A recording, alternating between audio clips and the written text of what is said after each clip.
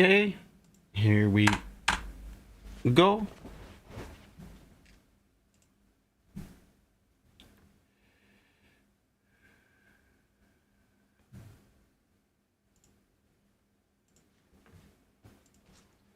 All right, we should be all set up. We should be all good.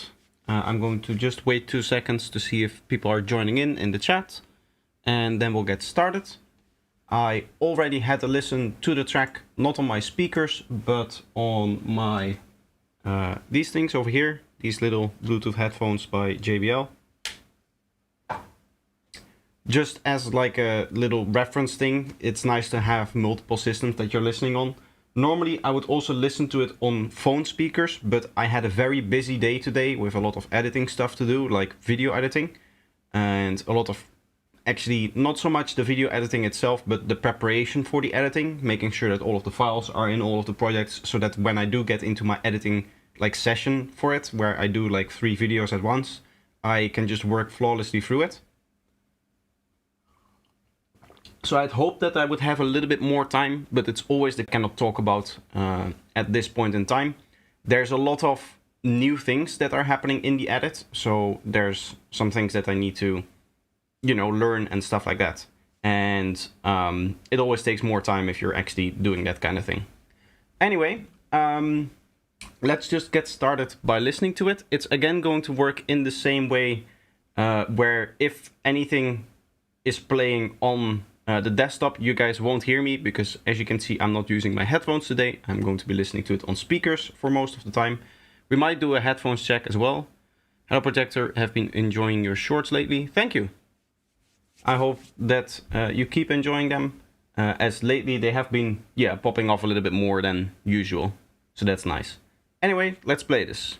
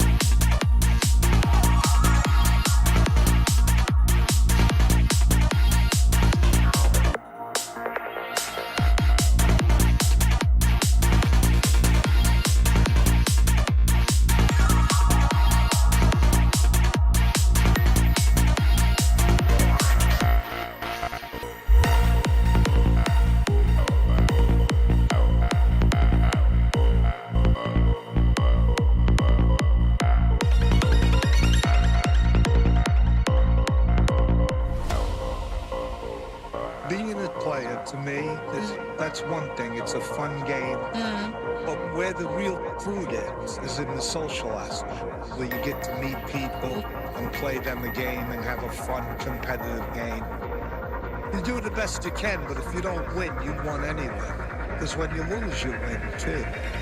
Because if you're paying attention, you learn stuff.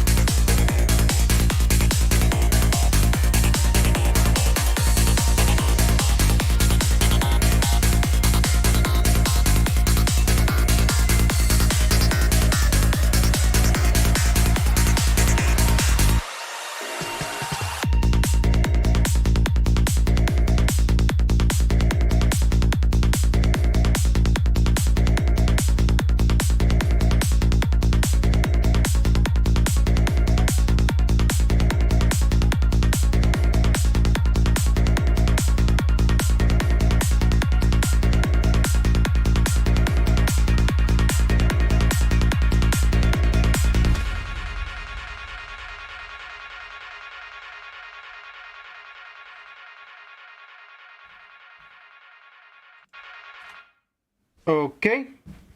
I'm glad you guys all like it a lot. A lot of nice reactions from that. I personally do have, as you can see, a couple of points written down that we want to go through today. So there should be plenty to do for us during this stream. Plenty to still fix and upgrade.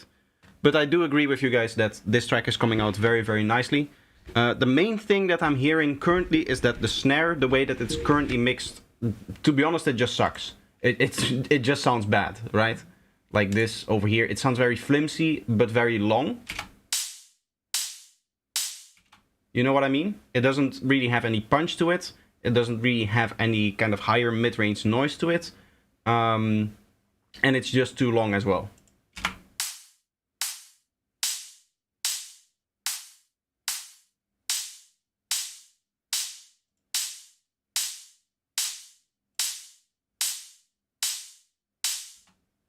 That does seem to be kind of the source material that we're currently working with, the way that it's sounding.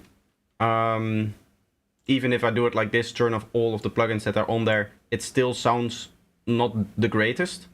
So I want it to be, I guess, attackier as well, a little bit tighter sounding overall. I believe this is the one that actually, yeah, closes it, but this only happens in certain points. So I definitely want this to happen here. First of all, this drop, the snare should just be tiny.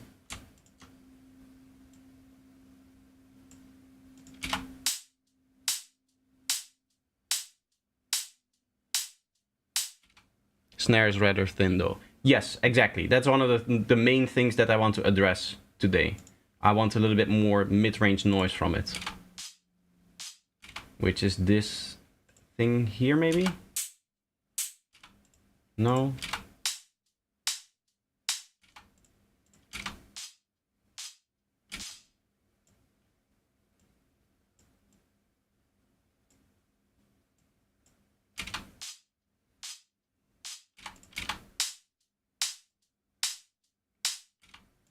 This is too heavy on the transient. I think that we want this to be more sustained sound. So let's dial back the transient a bit here.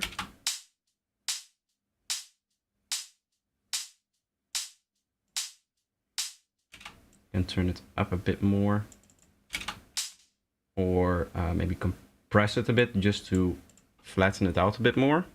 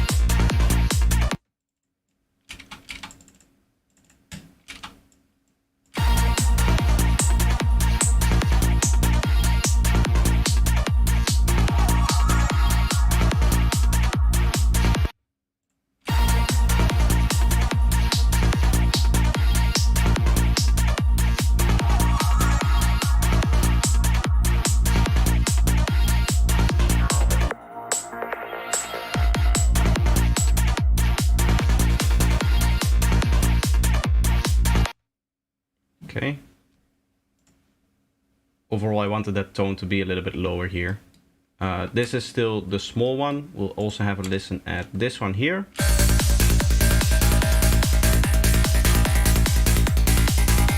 Overall, I think the top loop sounds a little bit messy.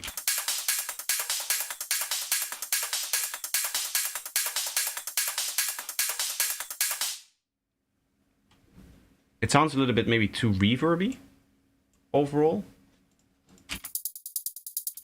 This doesn't have that. Not really this guy's fault either. Maybe it's something over here. This pitcher hat seems to be part of the problem.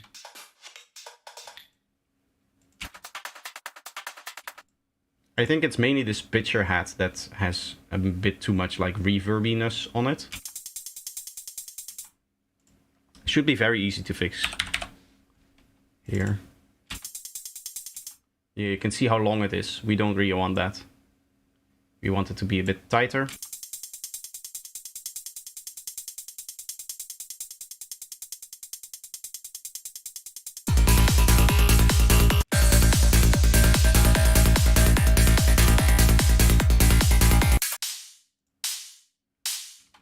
Here the snare still is like very long on this bit.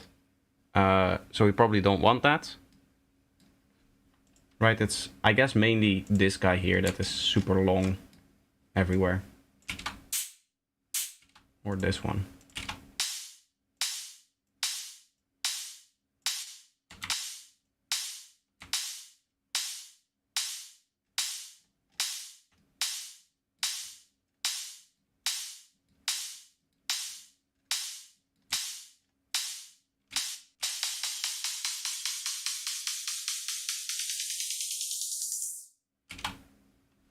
Overall, I think I would just fix this in the sample. So I'm going to make this a dark red so that I know that I have to fix this one. I still have one other file that I need to fix. This is that drum loop or the drum fill thingy that sits in here. In this case, I don't like how flimsy it is. When it comes to restoring these files, what I could do, of course, is go in here and just cut out part of the tail here, part of this length over here, or I could try to some way compress it or something like that. But it's not really worth my time because it's much easier to do that in the production where I still have the original snare and I can just edit the original snare and then duplicate it over much quicker than I could here inside of Reaper. Because you have to keep in mind that we do have this thing over here which is like pitching up. So we need to address that separately. And there's parts over here where the snare should already be a little bit smaller. Yeah, essentially I want this version of the snare probably in the rest of the parts. Or maybe it's like over here or something. Yeah, you can see this one is smaller than this over here. So I'm probably going to aim to have all of the snares sound like this here.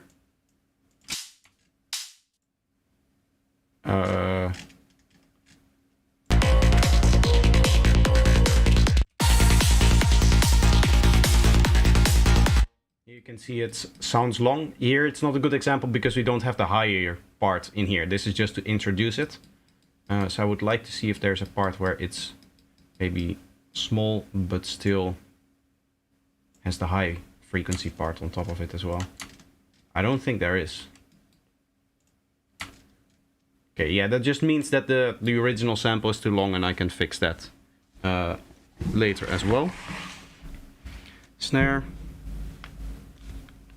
And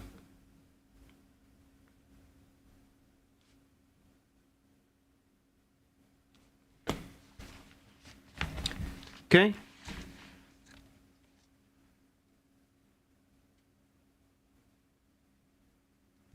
The ARP is too loud.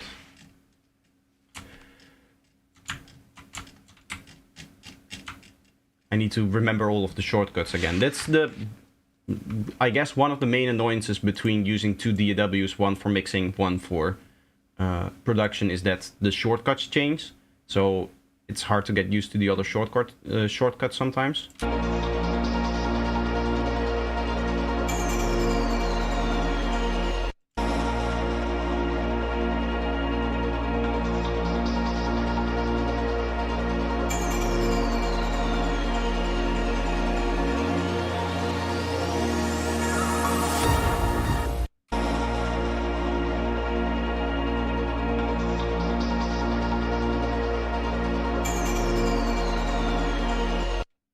I like that.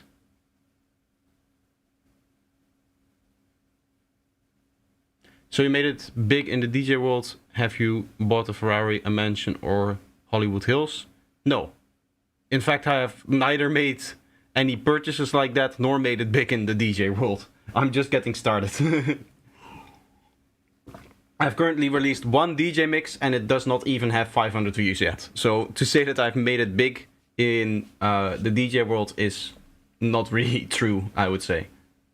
How much audio tracks can you keep in your head max? That's a strangely worded question. It depends on what you mean. If you mean like when it comes to decoding the music in your head while you're listening to it, then it's a very interesting question, and I would need to spend a little bit of time actually researching that in order to provide you an answer, and maybe testing and stuff like that as well. When it comes to keeping track of what is happening in like a mixing project, I keep track of what is happening in maybe say 1 or 2 tracks while I'm mixing, and I tend to forget what one track is doing when I move on to the next, because I'm just focused on the problem that is happening that I can like hear, and I try to address that problem, and then I don't really care about anything else that is happening at the same time. I really just want to be hyper focused on one single detail so that I can make sure that I get it right the way that I want it in the mix. When working on a project, that is. Yeah, so then I keep one track in mind and I just kind of hyper focus on the details of what that specific sound that is on that track needs to do. And whenever then I'm like happy with it, I might open up a little bit more again and I'll maybe listen to the full context or listen to how the sound performs again into the context. But when it comes to just trying to get the sounds to, you know, do what they need to do, I already have made all of the decisions that I want to make, right? So I already did the listening section at the beginning of the stream where I just wrote down all of this stuff. So I don't really need to listen to find the problems. I already know what the problems are, and therefore I just have to focus one problem by one problem until I solve all of the problems. And then again, I can listen to it again. And maybe it is true that sometimes I pick up on it, on certain things in the middle somewhere.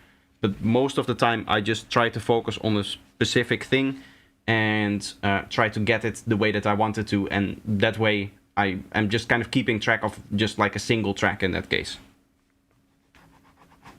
This part is done.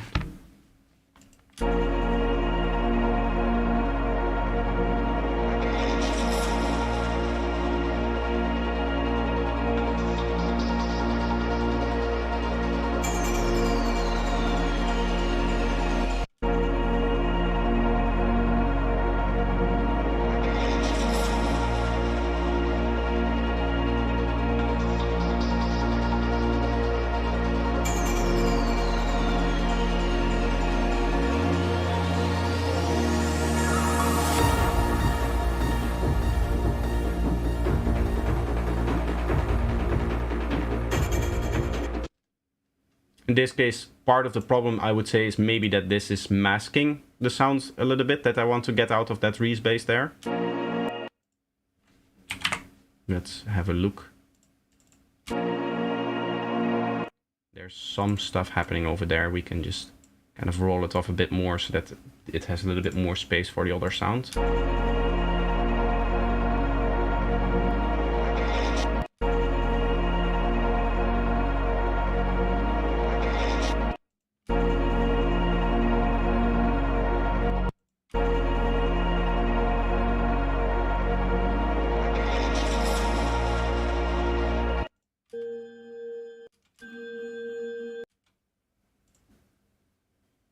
This might also contribute there. We don't really need any of those mid-range frequencies there. We really just want kind of like slight bit of the resonance and more the high frequency texture of this one, I think.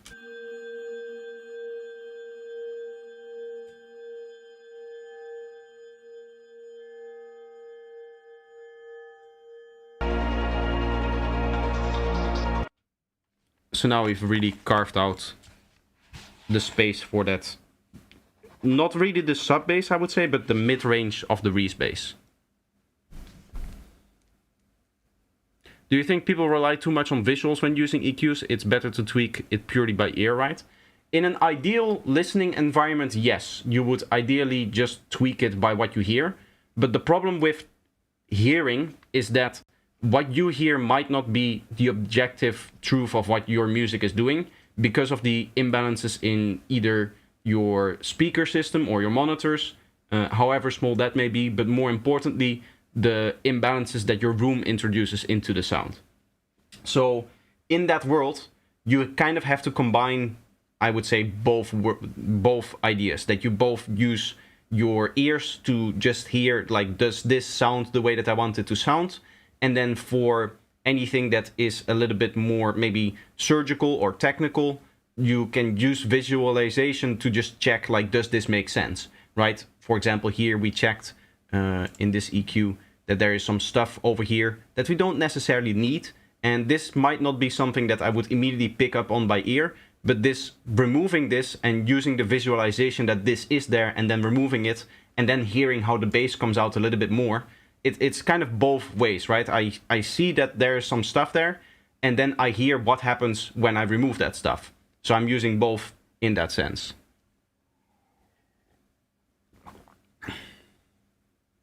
So I rely on visual EQs a lot. Yeah, if you're deaf indeed in one ear, then it's definitely helpful to use visualizations and stuff like that. Also for stuff like stereo. In your case, you're going to have a really hard time perceiving the stereo width of different sounds.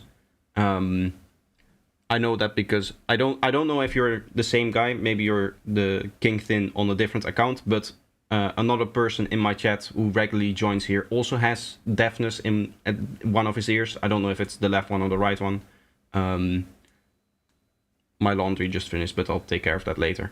But anyway, I also talk to him a lot about how can you actually, make sure that you have a nice stereo field, that whatever you're lacking in your hearing ability can be compensated with any analyzer, stuff like that.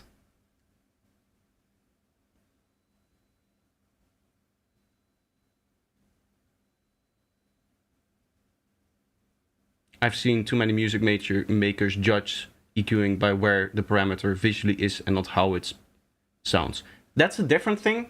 There is such a thing as trying to make a pretty curve, right? Trying to make a curve that looks good. So for example, a curve like this, I wouldn't necessarily say that a 10 dB cut in a frequency region with this amount of resonance, just like a drop like that and then going up again, that looks particularly good, right? Just looking at the curve. But in the context of the mix, this is going to work. So just trying to make the curve look good, the end result where you leave all of the points, that's, in my opinion, not a great idea.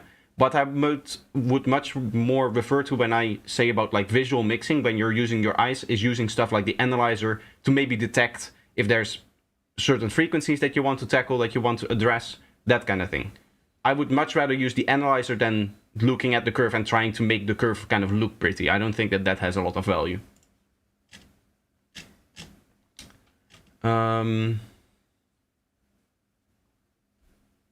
Is one single monitor speaker is enough for work? No. No, you would need two monitors. One for the left ear and one for the right ear. One for the left channel and one for the right channel. Also, if you have one single monitor, where would you put it? Would it be on the left side? Would it be on the right side? You want to have your screen in the middle, your viewing position in the middle, and then you want to have one monitor over there and one monitor over like that way. It should be an equilateral triangle is the term for it. As in, the distance between you and the left monitor is the same as the distance between you and the right monitor, and that is the same as the distance between the two monitors themselves. What's the last time you had to wear a tuxedo? When I graduated.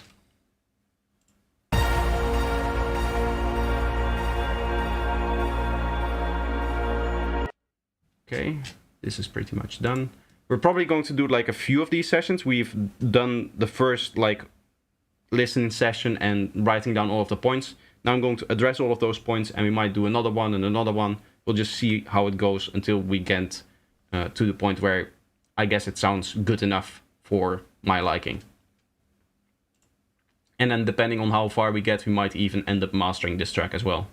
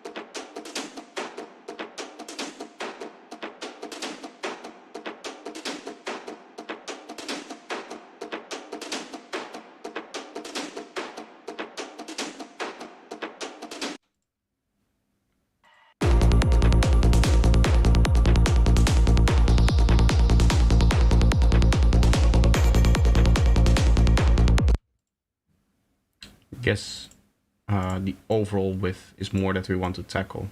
I'm going to tone down a little bit on these and then just turn down the overall width so that it doesn't jump too much from the left to the right.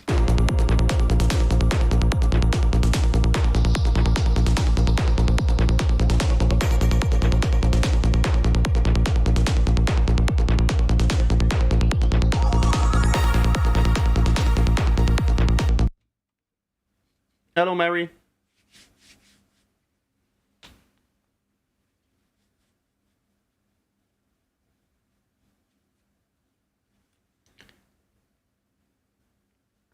Do you have any interest in stereoscopic stereoscopic 3D in movies or games, or do you don't care?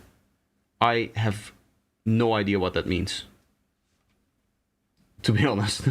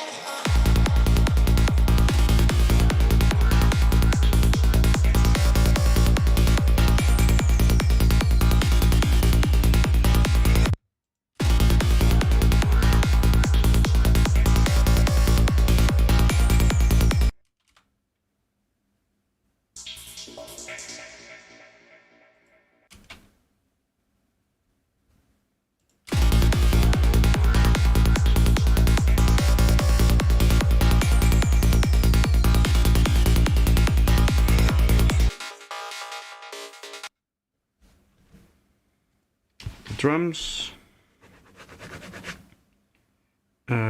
Sequence, more presence for this sequence and a little bit more gating so that it becomes a little bit like more, I guess trans-gatey is the right word to say.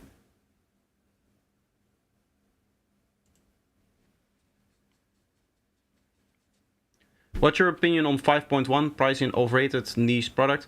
I like it when it's in movies and stuff, when it contributes to the, I guess, visual auditory experience, as you would say it. The whole idea of when you're watching a movie and you see a plane flying from the left to the right and you also hear it flying from the left to the right, I think that that's interesting.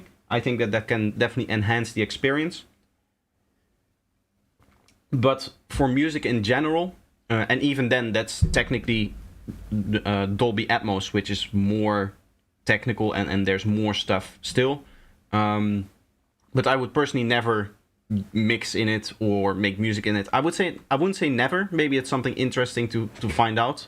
But I do think that for now, the cost is too much in regards to like what you get from it in terms of just music. I'm happy with what I'm able to do with just stereo, with just 2 channels.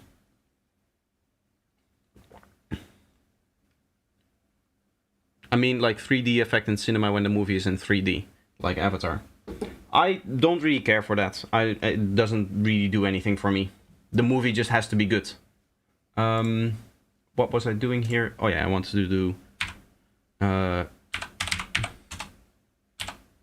M Dynamics. Let's see if we can do this in a single band, what I'm trying to do.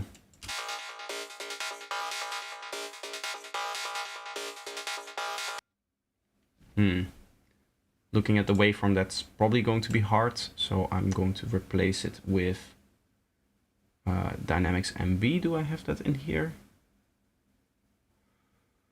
And Dynamics MB, there we are. We'll do like 5 band. It's always better to set up a few too many bands in this plugin, because if you change the bands, it will reset all of your settings, unfortunately. At least that's what I believe is happening. We want normalize, we don't want any smoothness.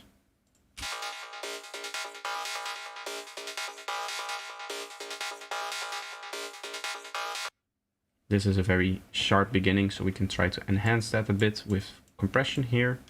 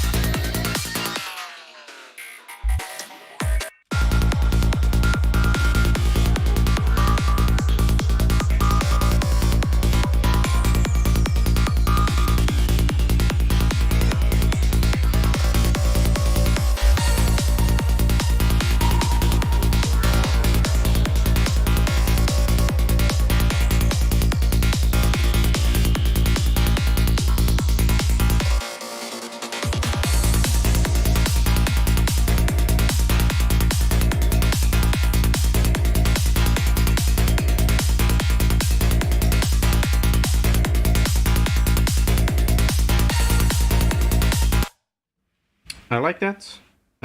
So that's main sequence, presence, and gated. There we are.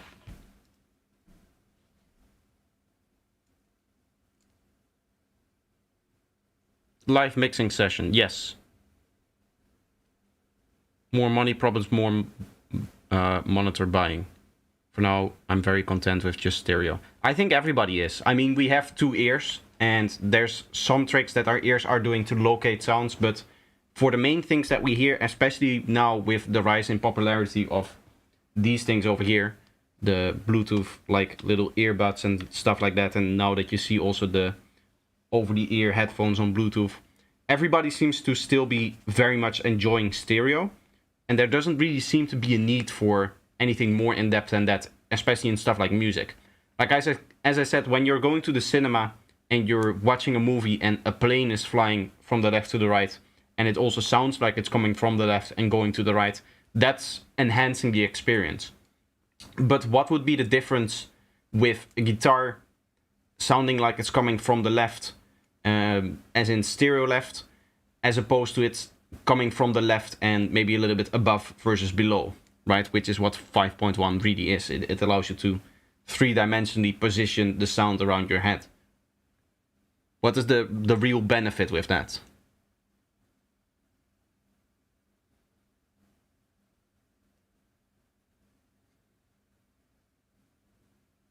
Might be cool if you did that EQ trick you used on your pad short, where you have a bass sweep through the highs and give it movement.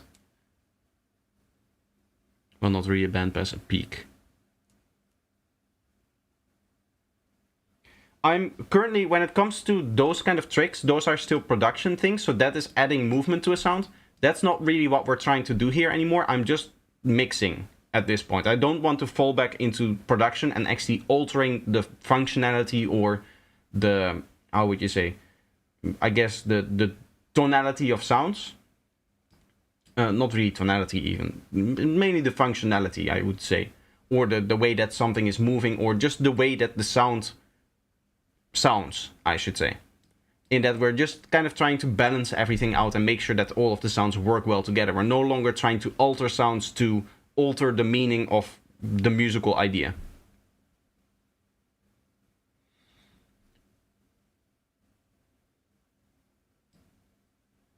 I'm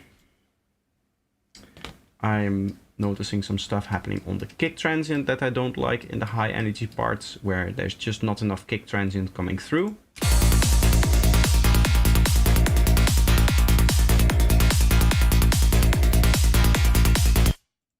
What we could do is just something simple.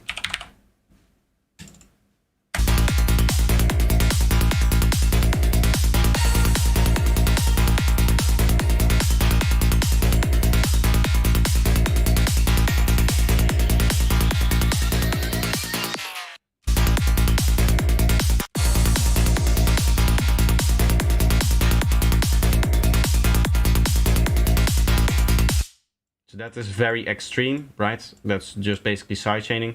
What I'm going to do is just a little bit of that.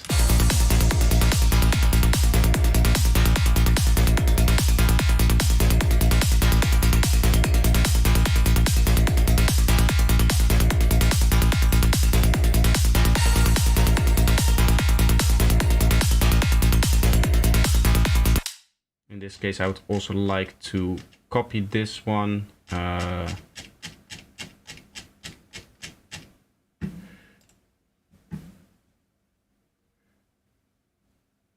Copy effects.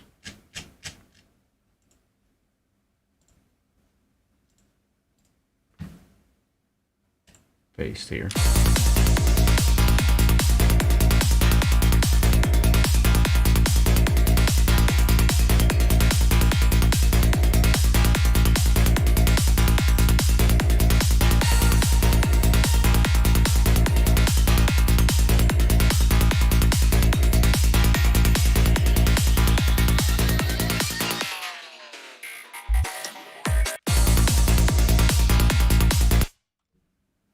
Nice.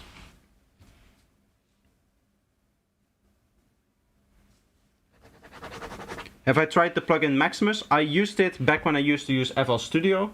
It's massively powerful. I know what it does. It's very good for shaping custom compression, but that's not something that I necessarily need a lot in when I'm actually mixing. It does sound good, but usually sounding good on a certain sound doesn't mean that it's immediately useful. You know what I mean?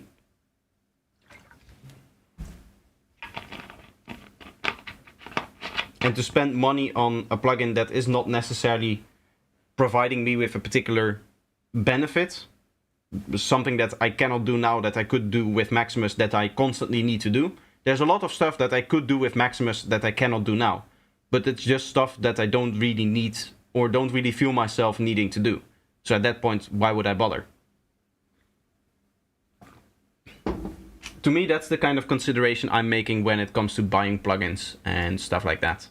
Or just buying stuff in general, even samples and libraries, whatever it is that you're using for music production. Does this tool that I'm purchasing allow me to do something that I want to do that I couldn't do previously?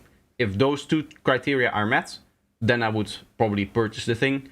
If not, then it doesn't really make sense to purchase whatever it is that I'm looking at.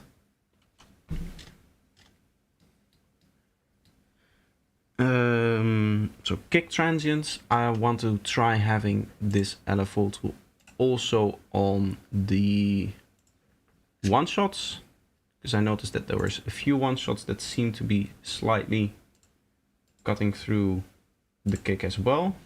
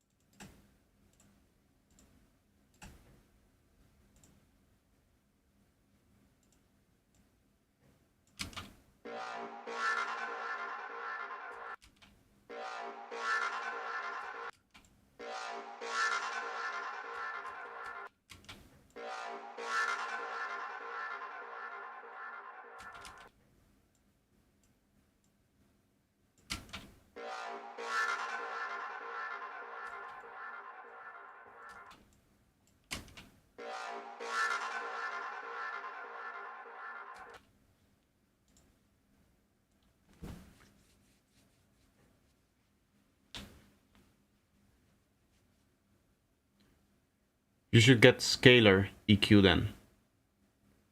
What would I get from scalar EQ that I cannot do now? What would be the benefit of me having scalar EQ? I don't know, maybe there is. Maybe that is something that I would look into at some point. If there is some benefit that I can do with it that I cannot do now, then it would be nice. Scalar EQ. I am kind of the world's first truly musical EQ. I am kind of curious what this is now. Looks interesting. Scalar EQ is a musical way to enhance or control your audio, providing boosts and cuts that are tuned to the key you're working in while boosting only frequencies that are in key with your current skill are enhanced, meaning that the lows become more warm and tonal without losing focus. Why would you want this?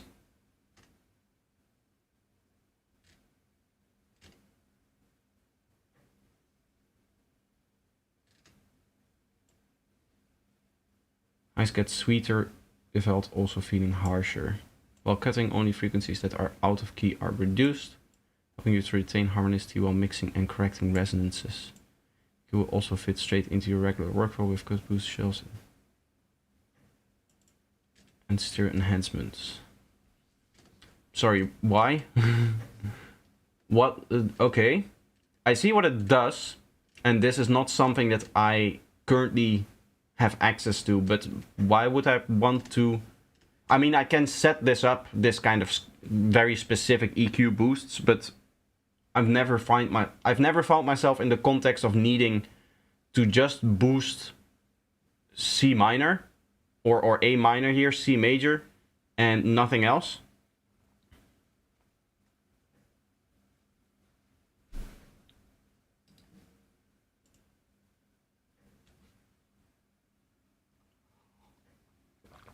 I don't personally right now. I don't see the utility. This would be the time where I would go into trying out the demo to see if it's actually something that I would find myself using all the time. But already kind of looking at the marketing material, it's not something that necessarily jumps out to me as saying like, oh, this is a process that I could use here and here and here. This is the kind of thing that would be useful for doing these few things, right? It seems like a very odd way to EQ things.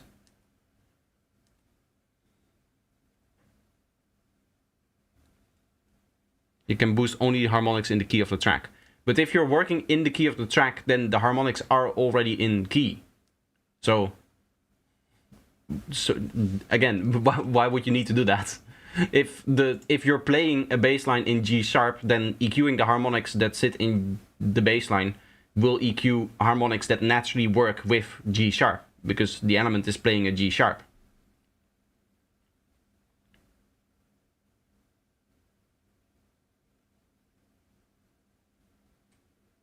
You can sweep while or the EQ points are linked and maintain harmonics only. So you mean that so it means that you can skip the non-harmonic overtones that way. It's a cool one-trick pony. Yeah, I could see that being the case. On the other thing, there is not really such a thing as non-harmonic overtones, because by definition an overtone is always a multiple of the fundamental frequency, and therefore it's always harmonic. Like if you're dealing with a lot of atonal stuff and you want your atonal stuff to be tonal and in key, I guess that would be something that you could use to do that, but in that case just change the sound design that you're using. It seems to be like a party trick kind of EQ. It doesn't really seem to have a function in my idea. Somebody looked at the market of EQs and said like, what is a gimmick that we can do that has not been done yet? But they never asked themselves like, okay, why would you use this? What would be the benefit of using an EQ like this over just boosting something like doing something like this, right? Because if the stuff that is in here are just harmonics, then it's going to be always working with the key of your track at least. I don't feel the need to just boost those harmonics that are part of the actual scale and don't sit in between that, because the stuff that sits in between that is also going to work with the key because they're overtones of your fundamental. Overtones are not harmonic per se. I mean, they work with the key. They also sit between the harmonics. If you're yeah, I guess if you're doing FM and stuff like that, if you're doing crazy stuff, if you're normally if you just have a normal sound, like for example, anything based on saw waves, then that's not going to be the case. It could be true, yeah, that in what we're doing with psytrance, that's something that happens often in the sound design. But even then, if you don't want that sound, then change the sound design. Not all overtones are part of the harmonic series. In general, they are. You're doing something particular to introduce something that pushes the overtones outside of the harmonic series.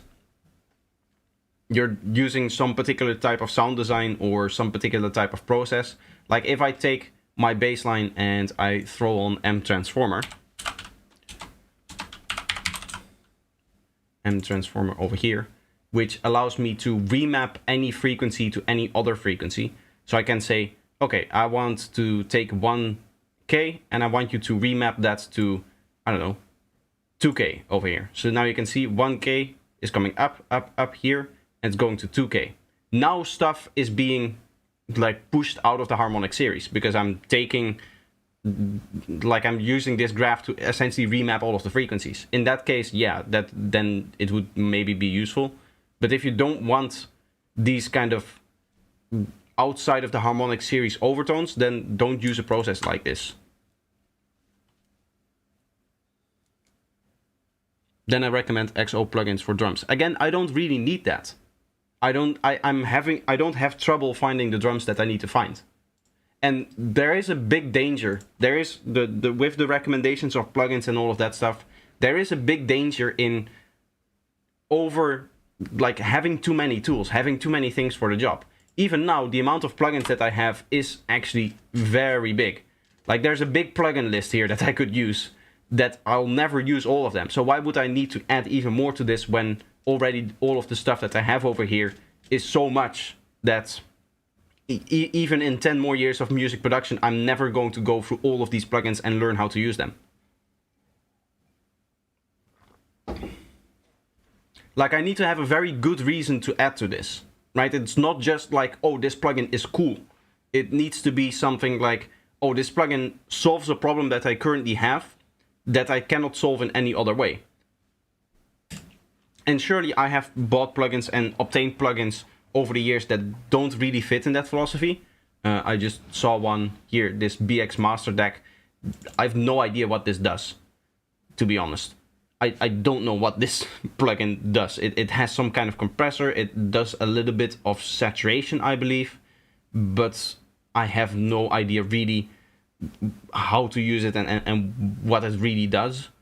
On like my sound, it looks like there's some bit of EQ, looks like there's a little bit of stereo enhancement too, but I've never found myself saying like, oh, this is a problem that I can solve with Master Deck over here. It's just not something that happens for me. So for that reason, a plugin like this, I would say that it's almost an impulse purchase, because I purchased this, I guess, not even testing it, not even trying out the demo. So I didn't know if it could solve a problem for me, and up until this point I've never really found a use for it. And there's more plugins that I have like that. It's not just this one, but and it's also not because of this plugin. I'm not saying that this plugin is bad or anything like that. If you find use out of this plugin, then by all means use it. But just purchasing plugins like that, it's not a good idea, because you end up spending a lot of money that is just thrown away, because there are plugins that you end up never using.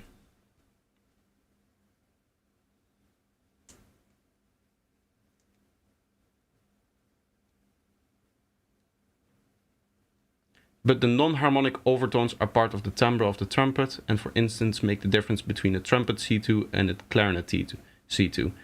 I thought that the overtones, yeah, they make the difference between two different C2s, but that both a trumpet and a clarinet, all of the overtones are the multiple of the fundamental. and then by definition, they are part of the harmonic series, and therefore they are harmonic. They can be out of key. You can have an overtone that is not necessarily in the key that you're working in, right? If you look up very, very high in the overtones, you might find that in your C major track, there is a D sharp overtone there. But it's still harmonic because it's part of the overtone series and not the fundamental frequency. Non-harmonic overtones are usually there, just way less prominent. I don't know what that means. As far as I know, instruments like trumpets, pianos, and all of that, the difference in the timbre does not necessarily come from the different frequencies that they're playing, but the volume of all of the different overtones and the phases of all of the different overtones combined. I do believe most of them fall within the harmonic series. With Scalar, you can write perfect chords. I produce sidetrans, I don't need to. I'm really happy that you're trying to recommend me plugins, but recommending me plugins right now is not helping me. I don't need any new plugins. And if I have a need for a plugin, then I have a Discord server with almost 1,000 people that I can just ask, like, what is a good plugin for this?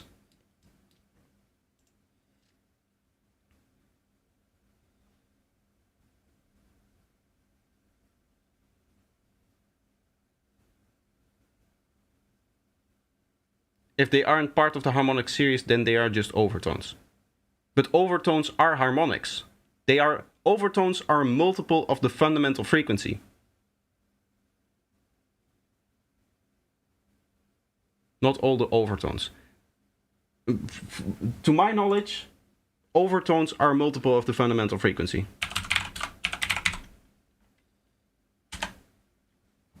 Overtones. To any higher frequency standing wave, whereas the term harmonic is reserved for those which the frequency of the overtones are integral multiples of the fundamental. Aha, okay. But say for trumpet,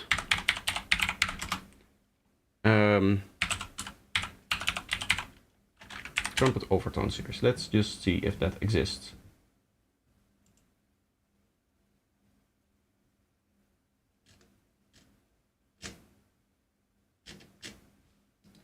I don't know.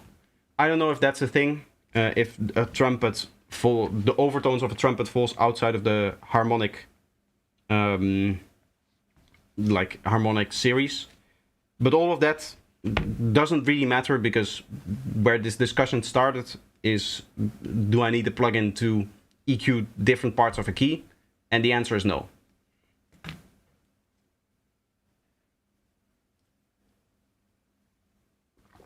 Because even harmonics, by the way, may sometimes fall outside of the key of the track. As I said before, you can have a harmonic that is so high up inside of the sound that it's not in the key of the track. That's in, as I said before, in a C major, one of the upper harmonics is a D sharp or a C sharp, or even in between two keys, right? That's just what happens because of the way that it kind of moves up and down. I believe. I'm not entirely sure, but I believe that that's the case.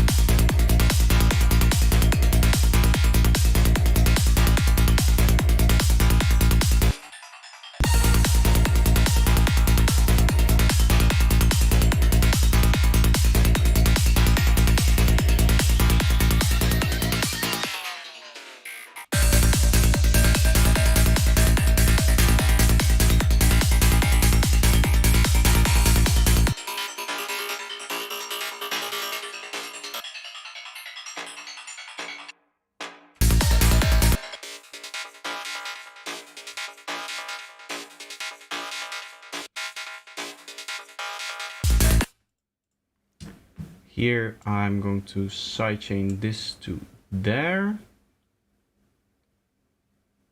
Right, that's how that's done. I want this to go into 3 and 4. Okay. And then I go dynamics here. Slight bit of sidechain.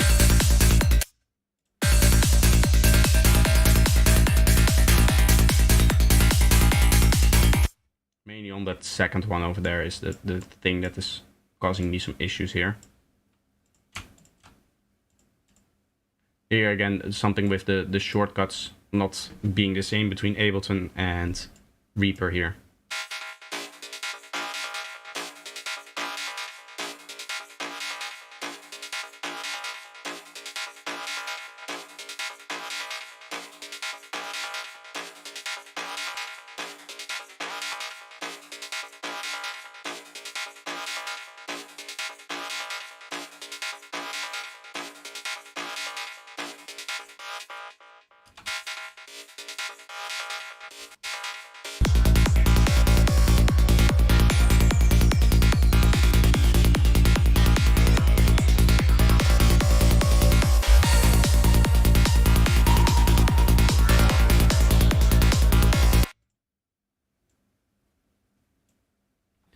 I know what you're saying, Greedo, but once again, the final question is, why would I want that? Like, what is the benefit for me? You know what I mean? It always circles back to that. It may be the case that, yeah, you can do some stuff that you cannot do with the current set of tools that you have, but the question is, why would you need to do that? What is the benefit for you for doing that?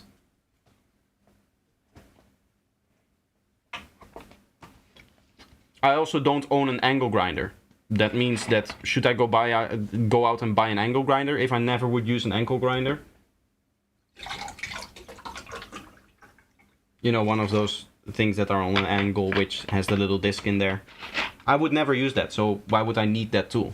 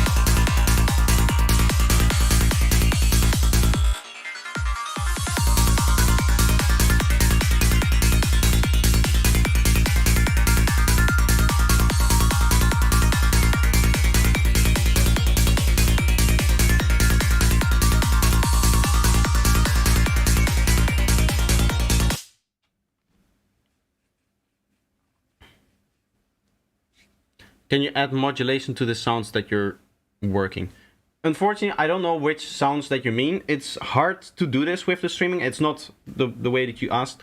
I think I also skipped over your question a little bit, but even then there's like a minute or two delay between when you send the message and when I see it. So when you say this sound, I don't necessarily know what sound that you're talking about. You can always, by the way, go back into the stream and see over here the name of any of the sounds. If you really want me to identify a specific sound, then just tell me like that. Because usually with descriptions of sounds and even stuff like that, it's really hard. There's also track numbers here. I think these track numbers might be a little bit hard for you guys to see on YouTube here. This one as well, because the text color is red on like a different red, right? Whereas this is black on color. So this should be easier to see with like the streaming quality and whatever.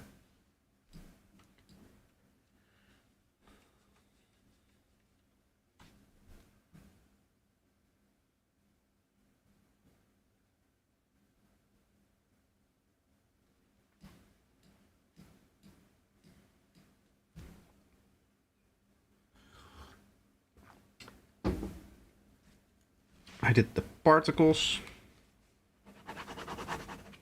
Main synth 1/4. I wanted this to be a little bit more solid. So that means that we're probably going to have to do some dynamics again.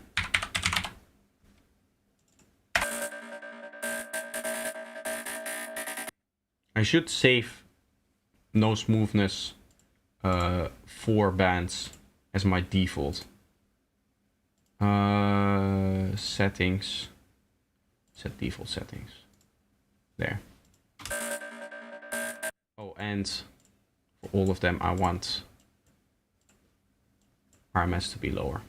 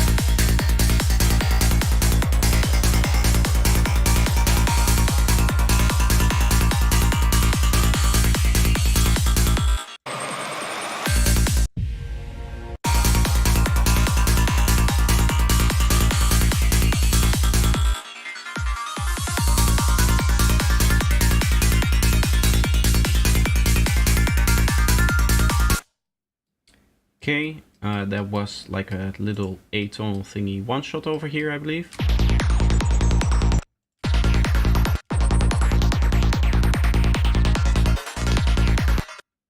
This thing over here is a little bit sharp in a way that I don't really like.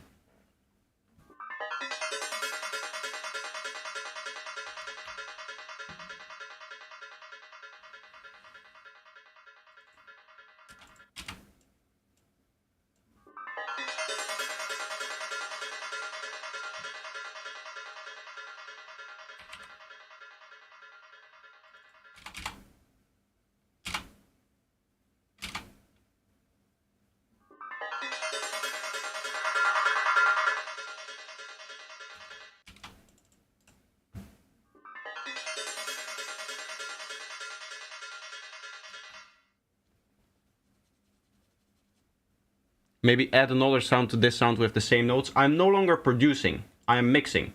So I'm not adding new stuff to the track.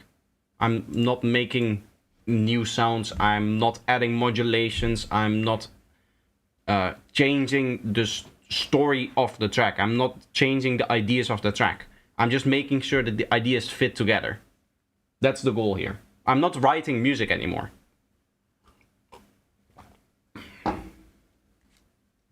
So I won't do that. No. Just to answer your question. The goal of the whole idea behind me exporting all of the individual tracks to audio and having them in a new project, which is not Ableton, is that I can work on the track in a technical, analytical way without thinking about the production anymore. I cannot go back and, for example, change the melody of this sound over here. This is the melody. This is the sound that I have to work with, and I just have to deal with the fact that this is the sound and it's not going to be different, right? I just have to work this into the track. I've spent maybe like 90 hours working on this production. At some point you just have to say, okay, I'm done. I'm going to leave all of the production behind, and I'm going to make sure that I can get to a final track. If I don't do that, if I now start to add another sounds to it, add another layers, add modulations and stuff like that, it's going to take me another 20, 30 hours to get this track actually finished, and I'll never get any work done in that way.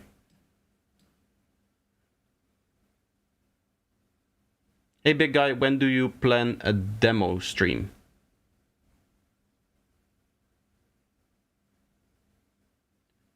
I don't know what you mean by demo stream. If you're like regarding the feedback stream, when I give feedback to your tracks, that happens every Sunday.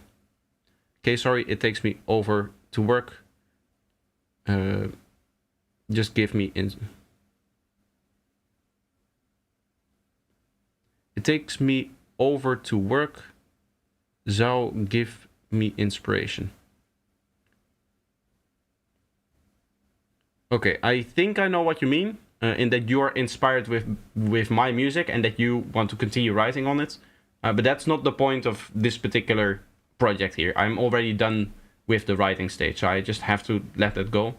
And maybe in a different production, if I'm actually working on an actual production project, when you see me open up Ableton and actually working on the sounds and stuff like that, I'll be more open to getting feedback in that way, like what sounds should I add and what stuff should I change.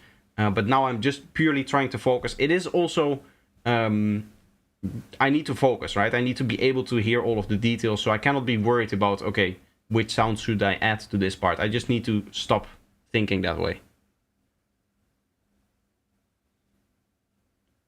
You, not Zou. Okay. Zou. You give me inspiration. Yeah, that makes sense. Now it makes sense. First brake pad more solid. Yes. That's over here.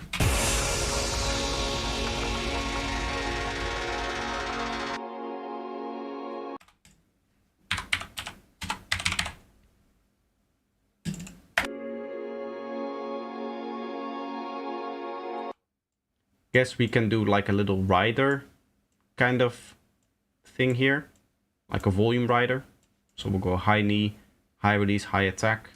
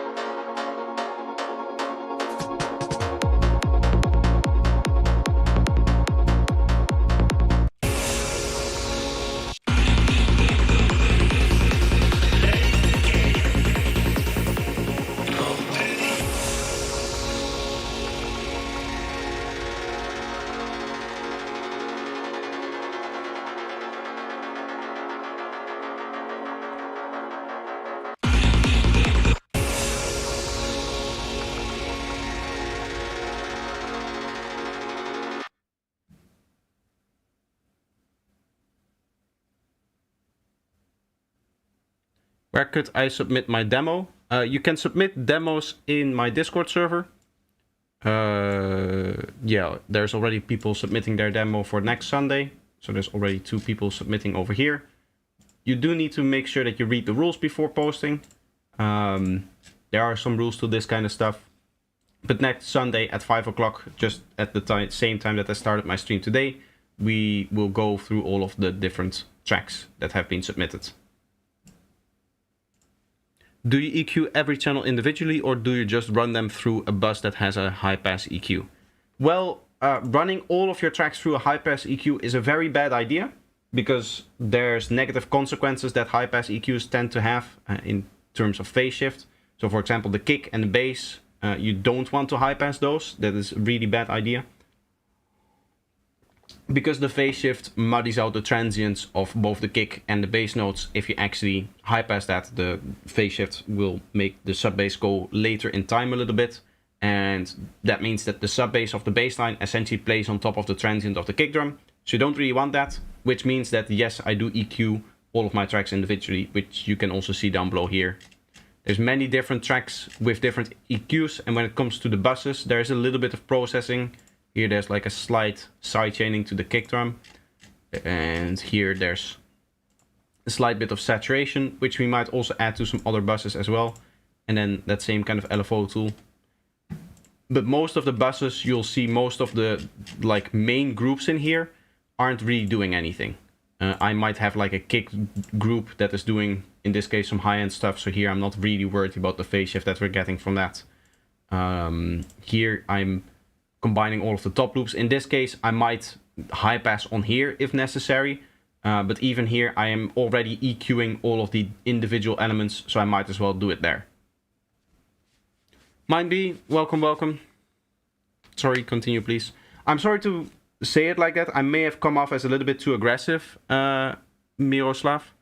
I'm sorry if I'm mispronouncing that, but you know how I am with mispronunciation. It's just that with these projects, I kind of need to focus as well. If I really want to do this, I shouldn't be streaming this, right? So it's my fault that I may have been a little bit too aggressive with that, with the way that I said it. But it is the case that, yeah, I cannot add sounds to this anymore. It's already past that phase. I have to completely focus on making it sound good.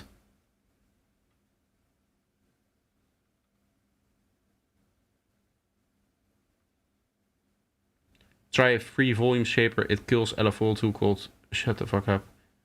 Lol, I know. Try it out. You will never go back. I don't think I will. As I mentioned before, when it comes to plugins, there's no reason to install new plugins unless they have additional benefit that you immediately gain from it, because otherwise you'll never end up using them. So to me, I'm happy with LFO tool. I don't need something that is better than LFO tool, because what LFO tool provides for me is exactly what I wanted to have. And I've built up the muscle memory with LFO tool. I know all of the controls. I know exactly how it works. So for me, switching right now would just hamper my workflow. Unless there's something tangible with that other plugin that I could use, there's not really a benefit for me switching. First brake pad, more solid. We've done that. Snare smaller, drop 2. We've done that.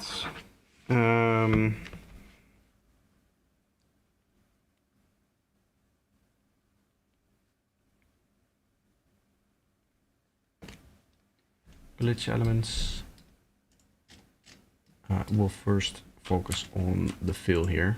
I want the element that sits in the fill. I think it's this thing here. I want that to come out a little bit more towards the end here.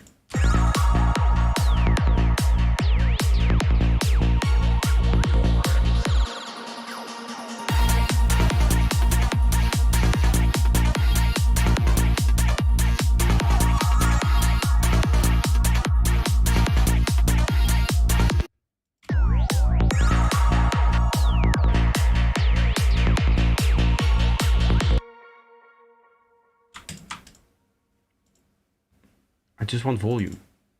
Why would you want a volume parameter with 2 volume parameters? Volume here. Okay.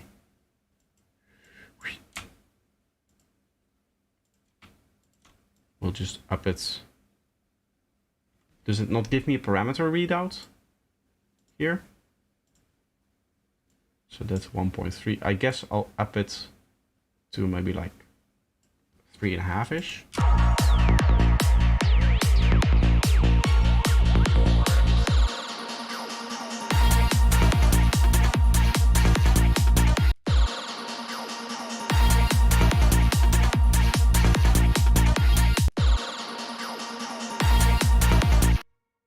I like that.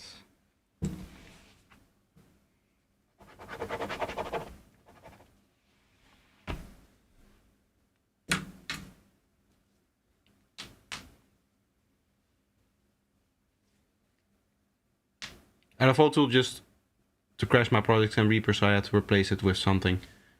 I mean, it works fine for me. I don't know, maybe you should update to the latest version or something like that. It seems to work fine for me. I've never had any issues with any crashes.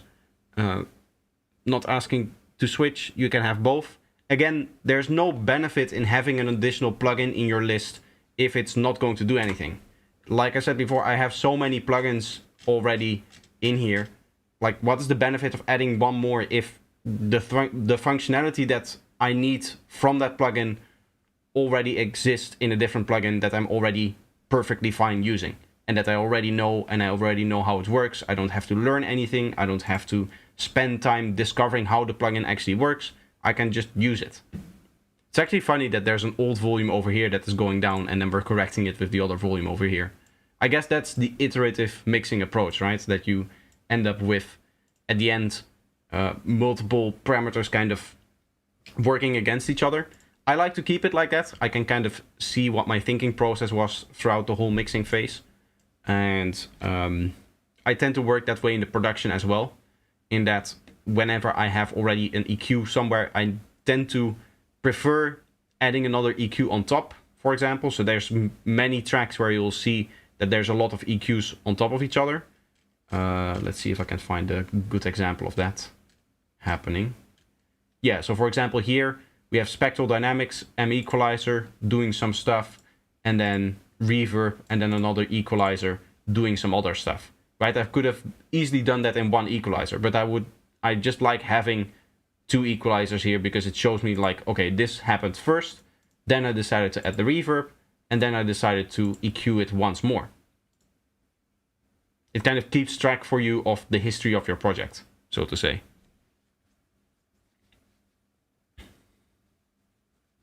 Love your projector. I need to head. Can't wait for the next epic tracks. Thank you. When I bypass it, it crashes. Again, I have no idea. I never have that issue. I can bypass whenever I want it, and nothing happens for me.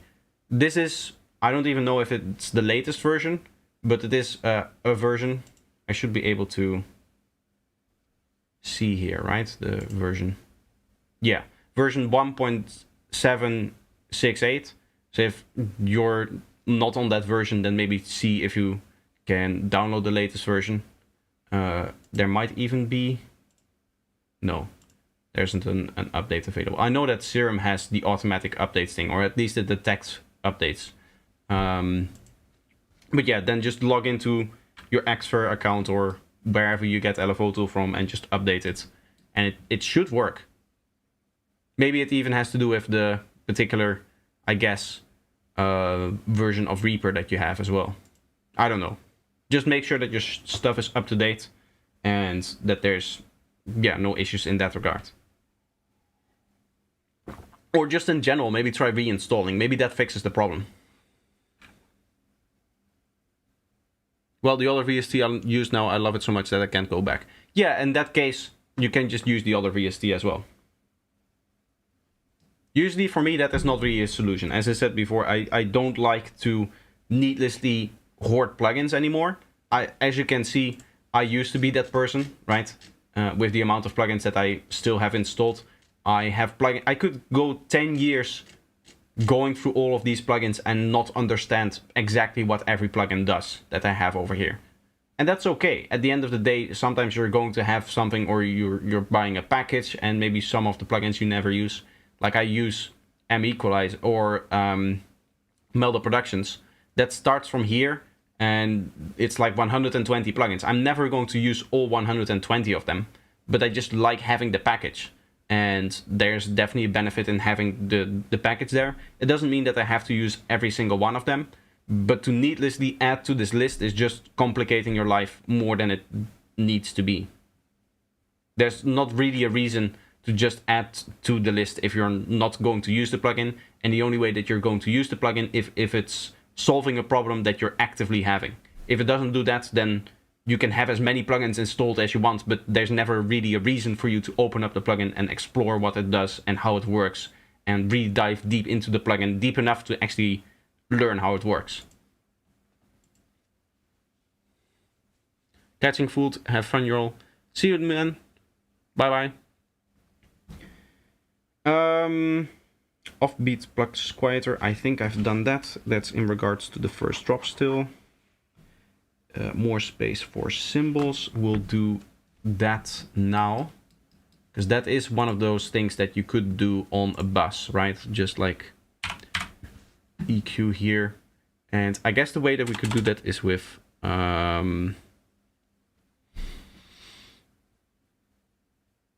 Simpleton could do it.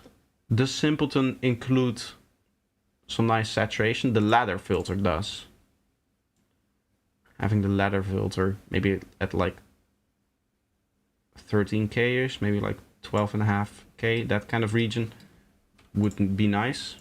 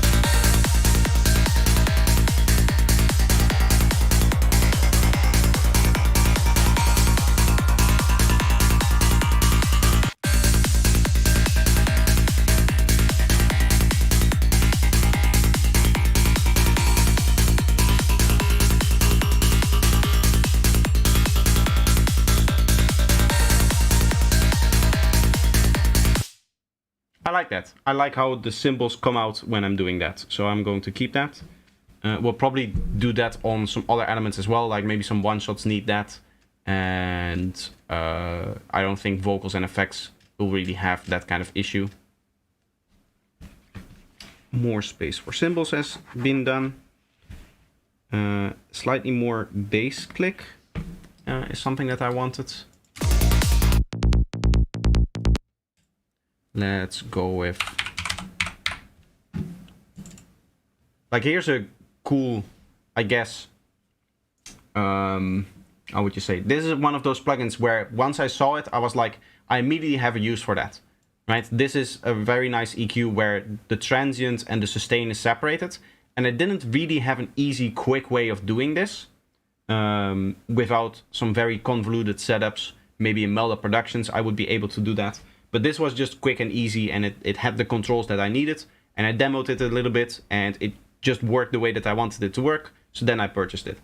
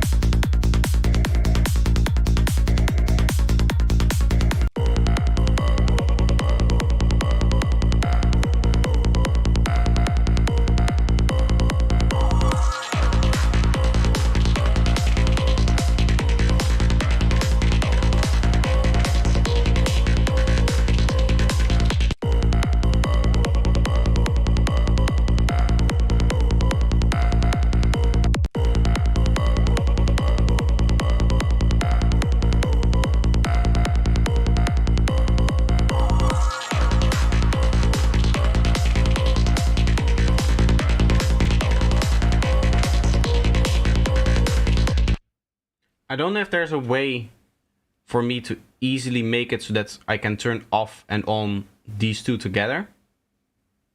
Unfortunately, Davey just left. He is a Reaper user. How do I find you on Discord? You don't find me, you find my server. Link is in the description. Even like this. Exclamation point. Discord should work. Right? Yes, there you are.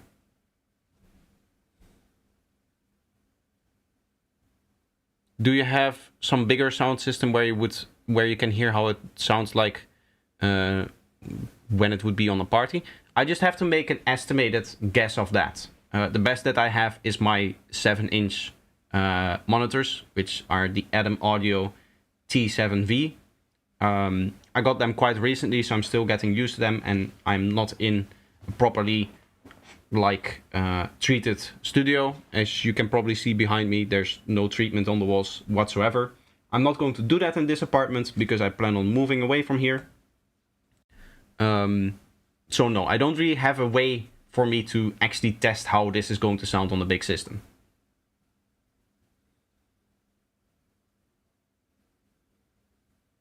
From where does the disco violin sample one shot come from? Disco violin. I have no idea which one you meant.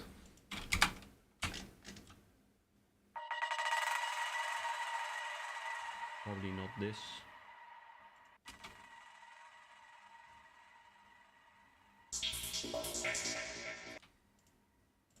Let's just have a listen to the one shots. It's gonna. I don't. To be honest, I don't know. If you see it like in the tracks, then just write down the track name here, so that I also know which one you mean. There's a flute one shot. I don't think that that's it. There's this atmosphere here, which may be it.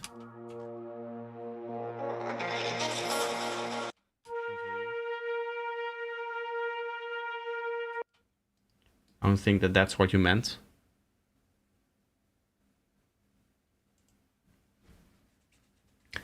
Maybe add a sub. What I've heard nowadays is that, or what I've recently heard is that adding a sub does not really fix those issues. The importance is going to be making sure that your room is as flat as possible and that there's no reflections in your room. And truth be told, it's not worth for me to make that investment right now. To be honest, I don't have the money right now to get a full room treatment, and you guys just need to buy more products for that to happen, I guess. But B, if I'm leaving here in September, I can spend a lot of money trying to treat this room and then move away here in half a year. Might be it's going to be really hard for me to find the exact one shot that I meant.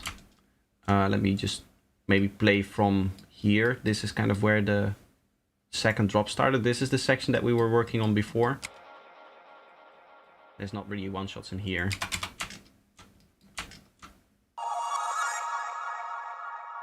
There's this reverse slides one shot. This is a vocal thingy. This is also the slides thing, but then this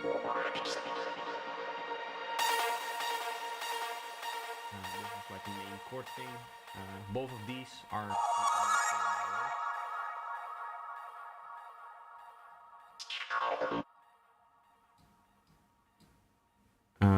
let's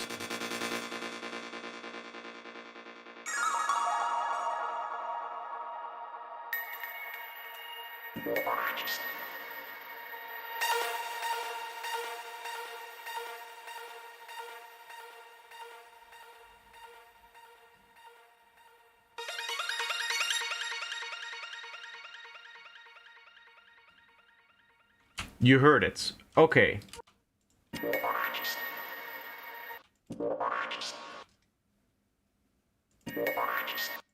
This is like a high pluck thingy.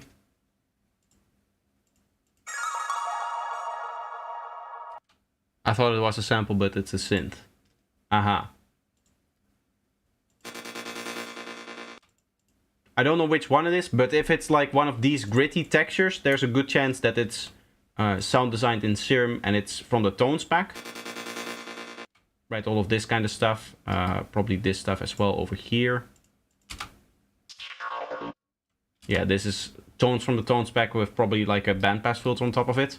All of this kind of melodic stuff, I don't do that myself. This is coming from Omnisphere. I like that kind of stuff here. This probably as well. Yeah, this is also something that is probably like a plug coming from Omnisphere. But I played in the melody here. Or I made the melody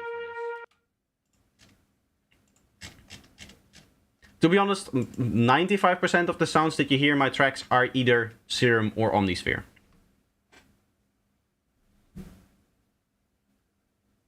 You must find a house so you don't get your neighbors angry. In that case, you guys need to buy a lot more products. Because houses aren't cheap, my friend.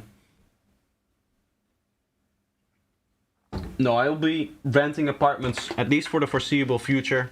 I don't know what's going to happen after that. Maybe at some point my music career does take off to the point where I get to live in a nice house and actually build a home studio and design the studio exactly the way that I wanted to. For now, I'm just getting by with the stuff that I have. And I think that that's more important than trying to achieve a proper studio as quickly as possible. It's, in my opinion, better to just work with the tools that you have and trying to understand those, as opposed to chasing like the perfect room or the perfect studio or whatever, because you're never going to get there. We have a few more points here. I have been streaming for almost 2 hours, so what I'm going to do, since a lot of people just joined in and may not have heard the whole track, is I'm going to take a quick break to refresh my ears a little bit. The track will play through once, and then once it's at the end here, I'll probably be back if my timing is good, and then we'll continue working on it. Just for safety, I'm going to loop it so that you guys will always have something to listen to, even if it's already finished when I get back. But yeah, I'll take a quick break, like 10 minutes, just to make sure that I'm freshened up and that I don't get ear fatigue, essentially. That's the reason why I'm doing it now. Usually, like taking a break on stream is something that I do always, but with the mixing, it has some actual importance to it, because I'm making such detailed decisions, right? You don't want to fall into the habit of getting ear fatigue and essentially starting to like the track that you're working on. You always want to be able to be critical about the music that you're listening to, which you can only do by taking regular breaks from it and not like constantly listening to it over and over and over again. Although that is the kind of thing that you need to do to hear the details. At some point you're going to have issues with that. The more that you listen to it, the more that you're just kind of like automatically starting to like the track. You don't hear the flaws in it anymore. So at this point, I just need to take a break so that I can freshen up again. Yeah, you need a break in order to continue working. Exactly.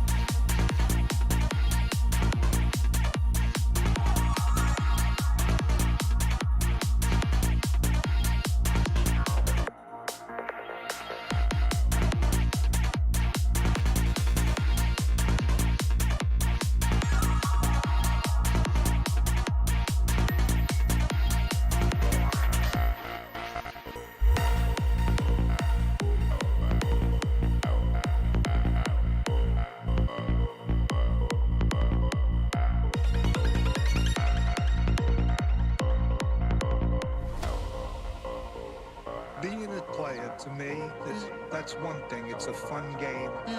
But where the real fruit is in the social aspect, where you get to meet people and play them a game and have a fun, competitive game. You do the best you can, but if you don't win, you won anyway. Because when you lose, you win too. Because if you're paying attention, you learn stuff.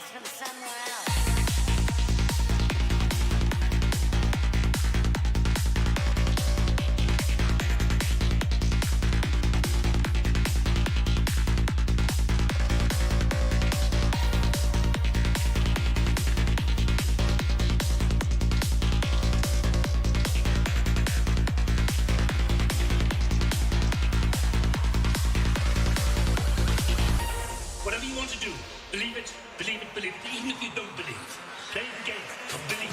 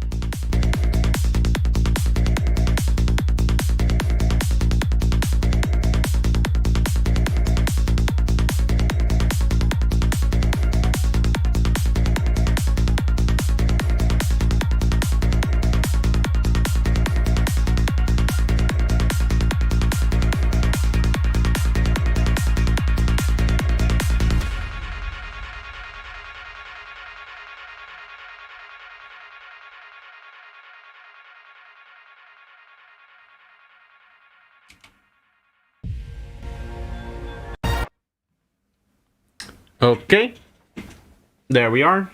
All good. Let's see what the chat is saying here. Break the roll and smoke some ganja. Exactly. I use this technique in my track. Which technique? Somewhere around the 2-minute mark, just to add intensity before the next section comes. You could put some sort of glitcher on the master channel and do some crazy for a second or two. That's not what I'm doing anymore. We're mixing, so the production stage is over. I'm, again, not trying to change the musical idea in any way. It's just about making sure that everything fits together. How would you explain this, like, properly? How would you say what it is that I'm actually doing from, like, a technical perspective? Because that is really what mixing is just balancing out all of the elements, but it's specifically not touching I guess the musical idea is the best way to describe it, of the track, right? And that all of the elements that are here are going to be the way that they are in the track. I'm not trying to change them, I'm just trying to balance them. That would, I guess, be the best way to describe it. I'm not trying to add new things to the track, in essence.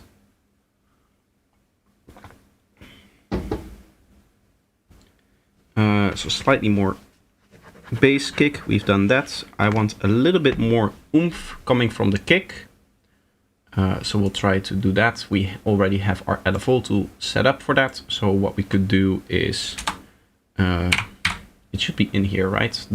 Yes, one of these. Let's see if this gives me what I want. Oh.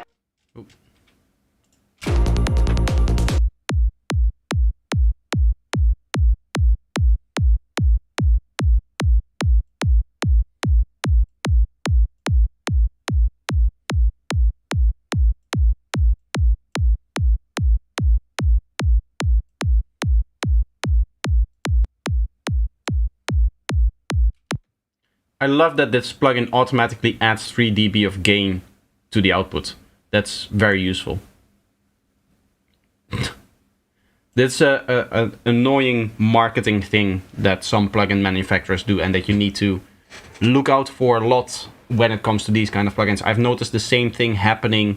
I guess not exactly the same thing is happening with the Waves SSL compressor. As much as I like this compressor here, what I don't like about it is that it opens up with 3 dB of boost by default. It makes no sense for it to do that, because what will happen is you'll add the plugin and you'll say, oh, this plugin is doing so much, it's making the sound so much better, but all that you're actually hearing is just the volume going up by 3 dB. Like specifically, if there's no compression happening, then the plugin isn't doing anything, it's just making it louder, and louder equals better, but that's not how you're mixing, right? Because at the end of the day you want to balance different things. So having the balance that you already established with the volumes ruined by a plugin that you're inserting is just very annoying, and I wish that plugin developers would not do that. iKey Multimedia uses a lot of different annoying marketing techniques, so it's definitely one of the things that I see them just doing purely for the marketing. Maybe the SSL compressor, the way that it opens up by default, it should already be applying some compression by default. So maybe in that case, it makes sense to already have some makeup gain. But for iKey Multimedia, I've noticed that every plugin that I open up, I just automatically have to remove like 3 dB of gain from it to gain stage it. And especially with elements as important as the kick, you really don't want to have to gain stage again and again and again, because it's just going to take extra time that you don't need, because I already know exactly what the volume of the kick needs to be. I don't need to have a plugin kind of reevaluate the volume for me.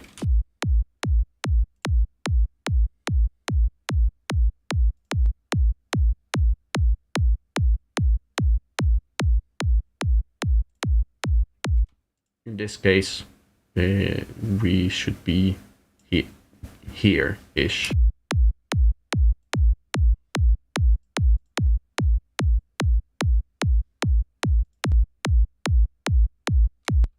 Yeah, now with proper balancing, we can actually hear what the plugin is actually doing.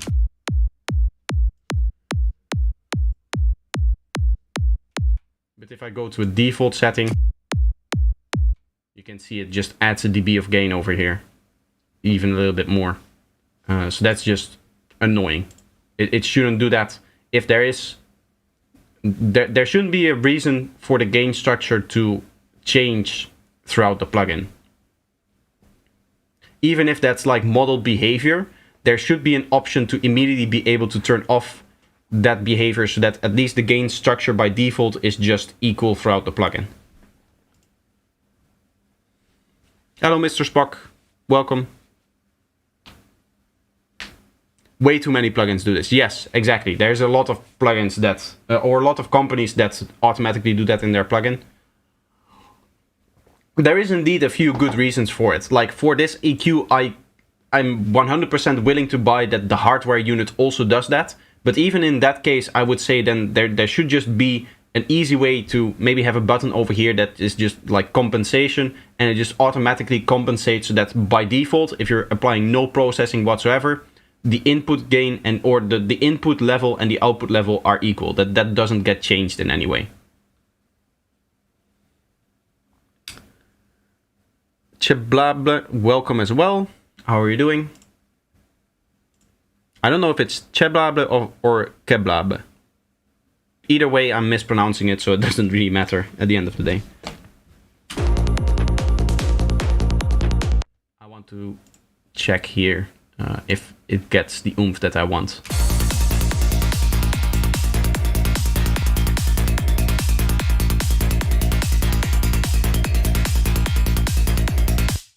It's nice. I do like this plugin for doing these kind of things. It's one of the few plugins that I actually use.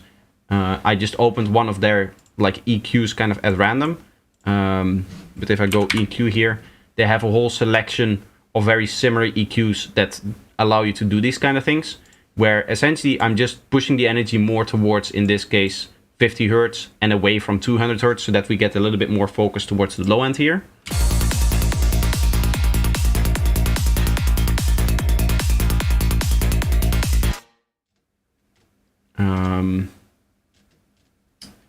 Okay, so that's done. I like how we're getting there now. The kick transient and energy parts, we've done that as well.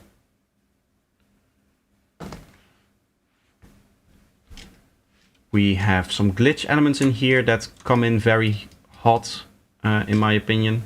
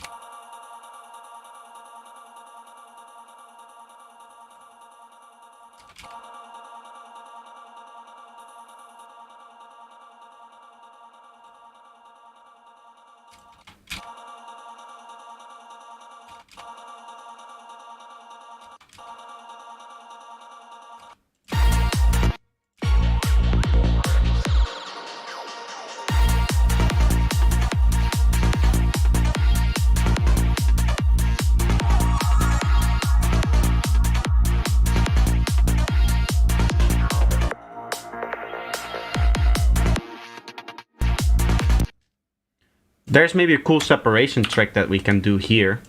If I send this thing to another track to its input, we can essentially, how would we do it? Let's send it to 2 tracks. Let's send it here, and not again to the second one, of course, but we'll need another track here and we'll send it there as well. And then I would like to disconnect this one from the master track so it doesn't go to its group, essentially, to this one over here. There is a way to do that. Some like routing options I'm looking for. Track manager, maybe. Yeah, this should allow me to do that, right? This thing over here. I don't want it to go to its group. I just wanted to have these outputs over here and not going to its like parent folder, which in this case is drums here, right? How would I do that?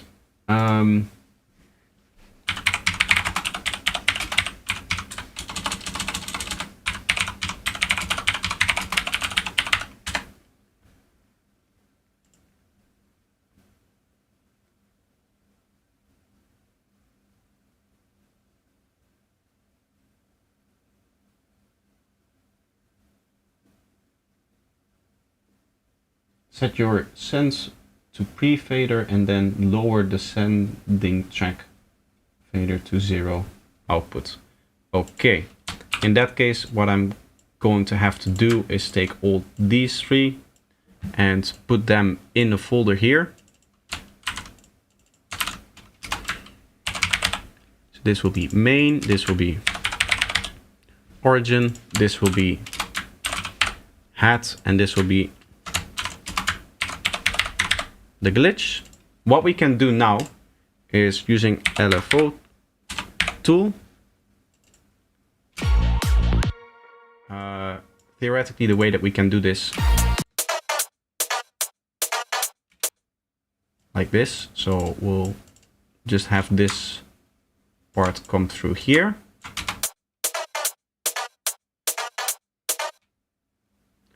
And then in here, with another LFO tool, we can just do it like this. So this is the opposite.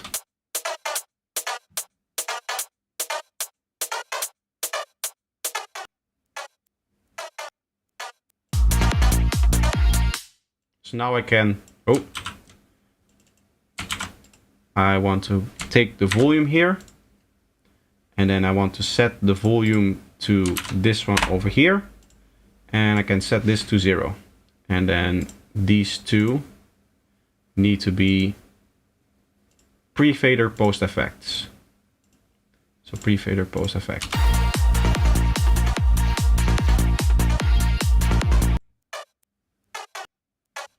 Cool thing that we can do now is use something like stereo spread on just the glitchy part of that loop.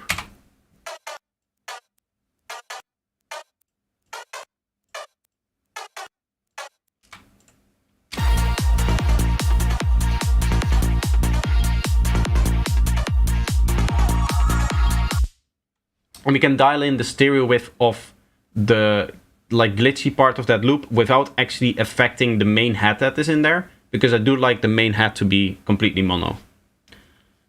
Ivan the Der Nerd, welcome as well. Welcome to the stream. I want a little bit of extra spice though coming from that hat, which now that we have it separated on its own track, we can also do that.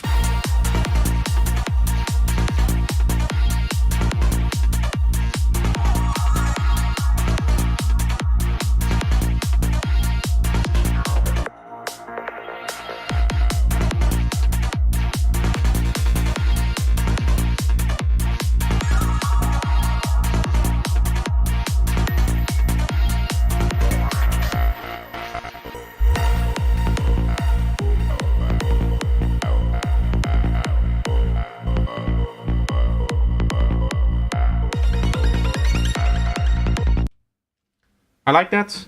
The bass transition into break 2, which is over here. It's a little bit abrupt. I guess the way I could do that, or I could fix that, is with a volume.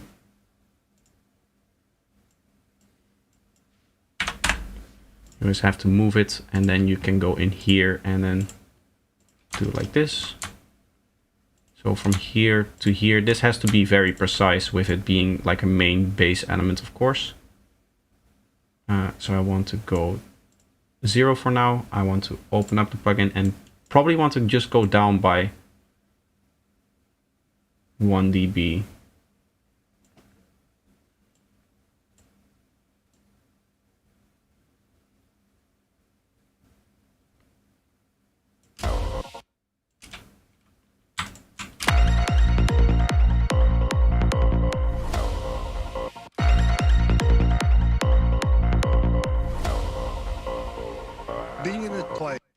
I like that. Now that I'm hearing here, there is this impact, which I would like to have a little bit more low-end rumble as opposed to that mid-range rumble. So we'll EQ that as well.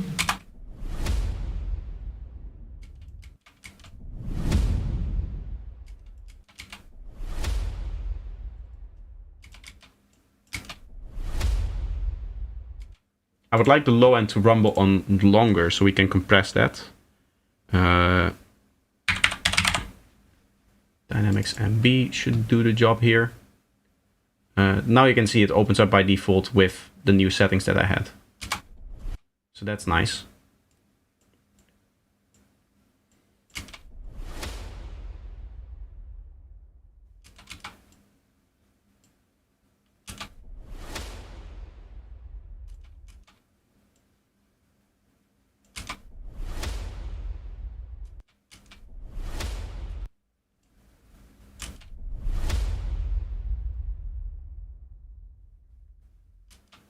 Can hear the rumble is now a little bit more sustained, hopefully. Being a player, to me, that's one. That sounds a lot smoother, I like that. So this is done. See if more tone can come from vocal slide pre-drop break 2. Yes. Okay, so that's over here. This vocal bit over here.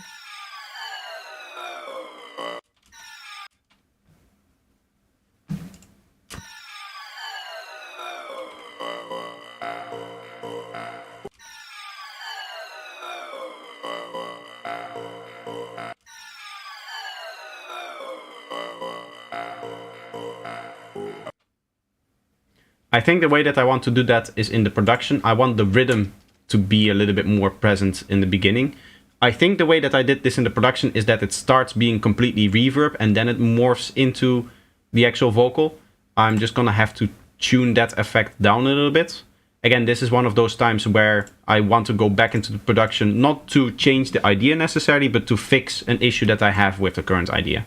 So these are one of the rare exceptions where in the mixing stage, technically I'm still thinking about the idea, but that's just because the idea that I had there was not, or I cannot get what I want from the musical idea just out of mixing it. I need to go back in there and alter the musical idea in a way that it actually comes closer to what I have in my head in terms of final vision for the track. Well, Deck, welcome as well.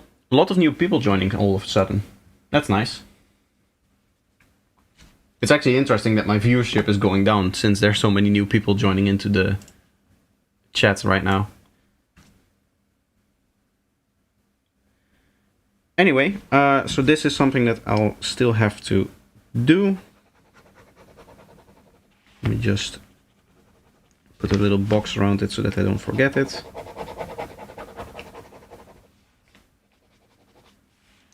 Okay, acid more solid fill drop 3, 2. So that's over here, right? Yes.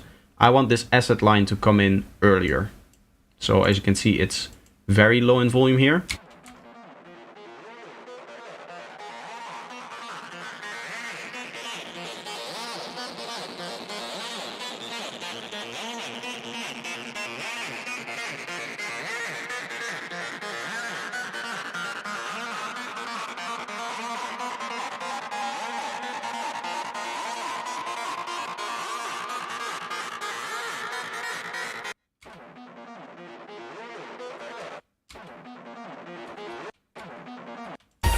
Whatever you want to do, believe it, believe it, believe it, even if you don't believe. Play the game of belief. Game of belief. I think over here I'm actually going to remove this part because that's clashing with the vocal. Again, this is an element that I also still need to fix, but in here, listening to it now, I don't think I want to fix it. I just want the vocal to come through and then have this little fill over here, and then it just goes. Whatever you want to do, believe it, believe it, believe it, even if you don't believe. Play the game of belief.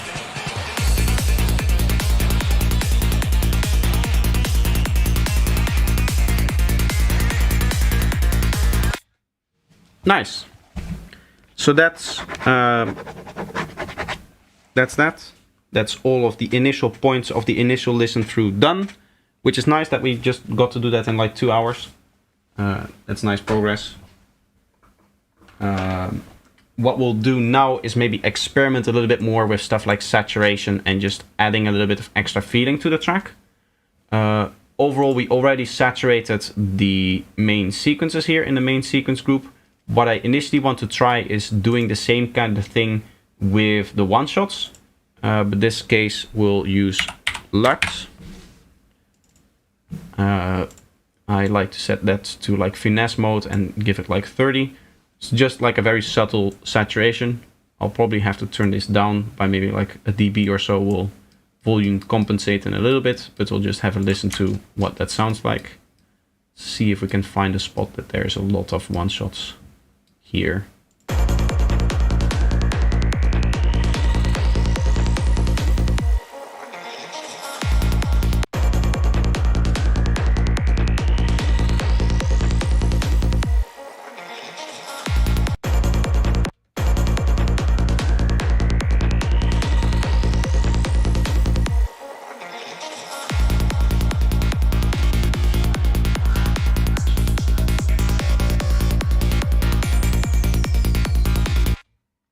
That's nice and sharp. I don't like how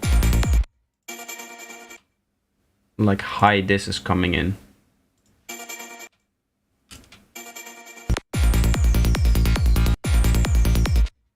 Again, in here we should probably also now first of all, let's do the volume balancing. This is one of the cool things of doing everything in audio. You can essentially volume balance very easily because the playback is always going to be the same.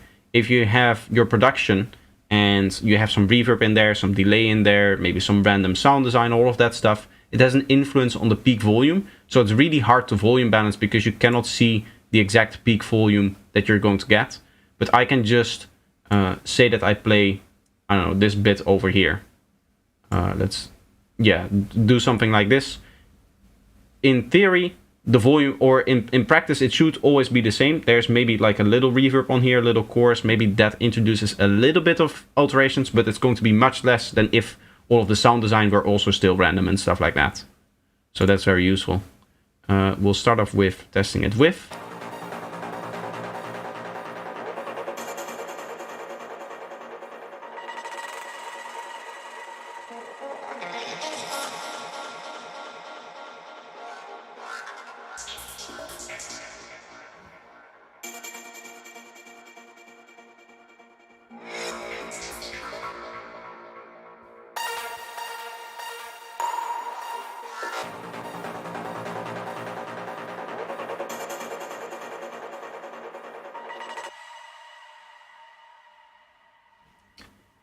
Okay, so we're at -13, and then we'll check without it.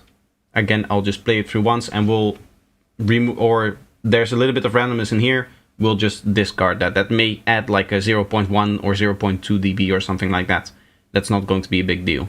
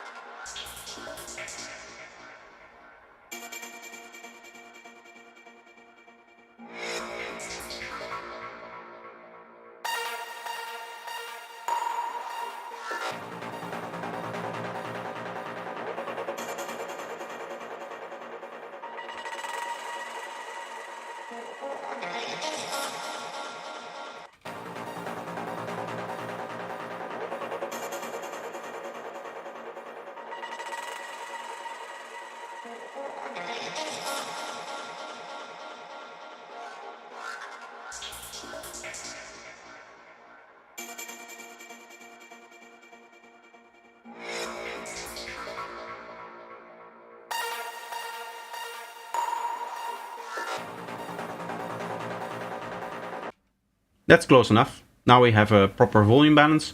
I do want to address, I think, this thing here. Yeah, this is going to be a little bit too clicky in my opinion. The easiest way to fix that is just a bit of transient shaper here.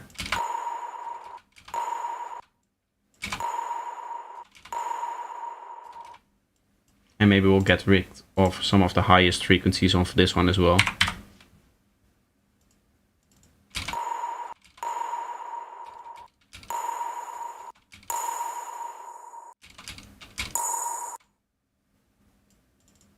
I kind of want a bell here.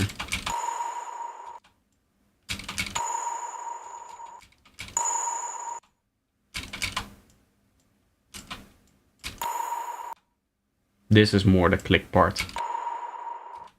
Yeah, it still has a little bit of click, but it shouldn't be as aggressive.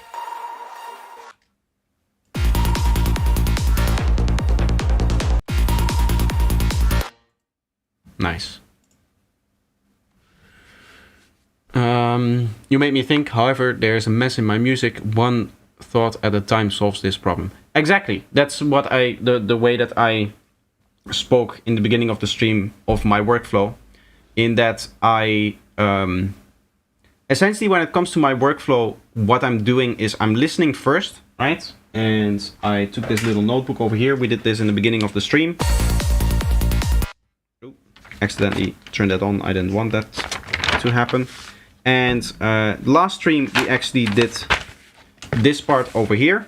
all of these notes over here. I should put my hand here, but all of this stuff over here. And then this stream, we listened to it once. I noted down all of these things over here. And now, over the last 2 hours, we've been implementing all of the things that we hear. That's the way that you go about it. You identify all of the problems that you have with a particular mix, and then you just go through it one step at a time to solve those issues.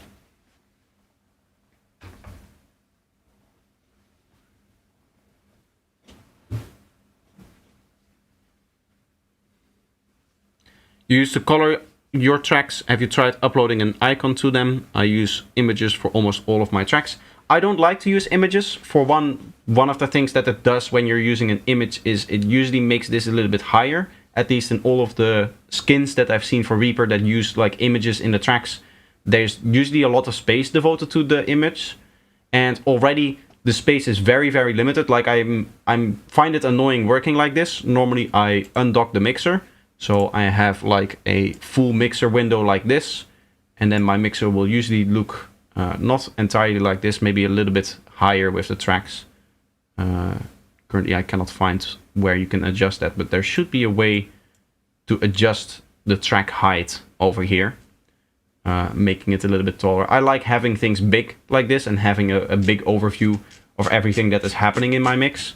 Because as you can imagine, a project like this, there's a lot of things going on, and having to search through it, through all of the different elements, and having everything very small is a little bit annoying.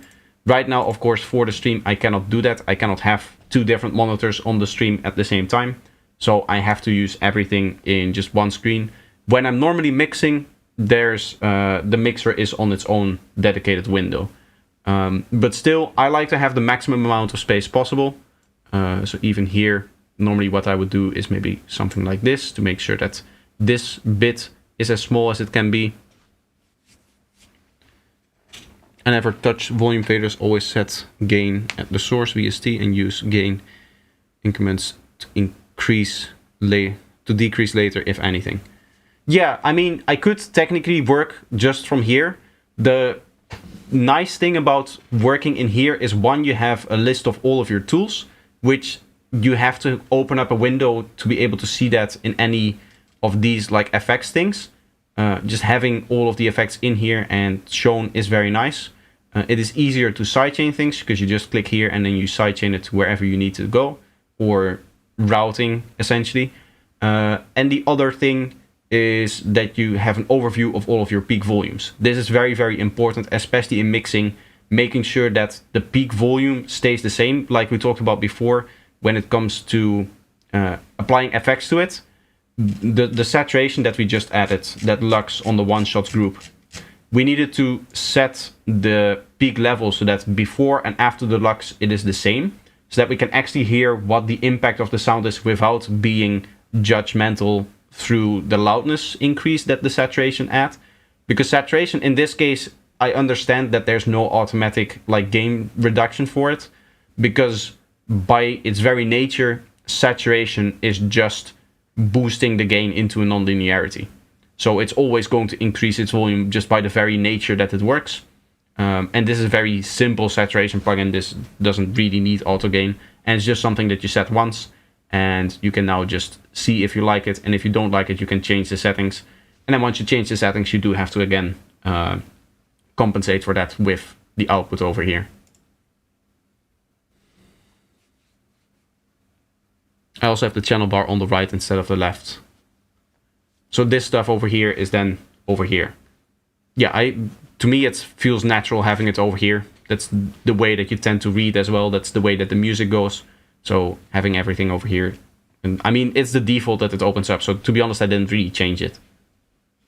I do like the fact that Reaper is so adaptable. You can basically change anything that you want about the interface. The only thing that I've noticed that I'm personally not able to change is this. I'm editing an automation there. That's not what I wanted to do. I wanted, let's say that we have the mixer over here. What I would like to be able to do is move these up and down for all tracks. For all of the tracks at the same time. Because especially when I'm in this lower view, when I'm in this view for the stream, I find myself running out of space for the plugin parts much faster than I run out of space for the routing bits, right? Because maybe you need to route one track once, and we just had this one case where I had to route a track to 2 different things. Where was that? Oh yeah, there was the glitch thing. So this over here. This is the first time I've, in this project at least, had to route a track to do 2 different tracks. So ideally what I would want is just have it like this, where it's always 2 tracks showing, and then if I raise this higher and higher and higher, it will always stay at 2 slots over here, and I just get more insert slots for effects. I don't think there's a way to automatically do that. It would be nice if there would be a way to do that, because to me the effect slots are much more useful than the sending and the routing of the audio.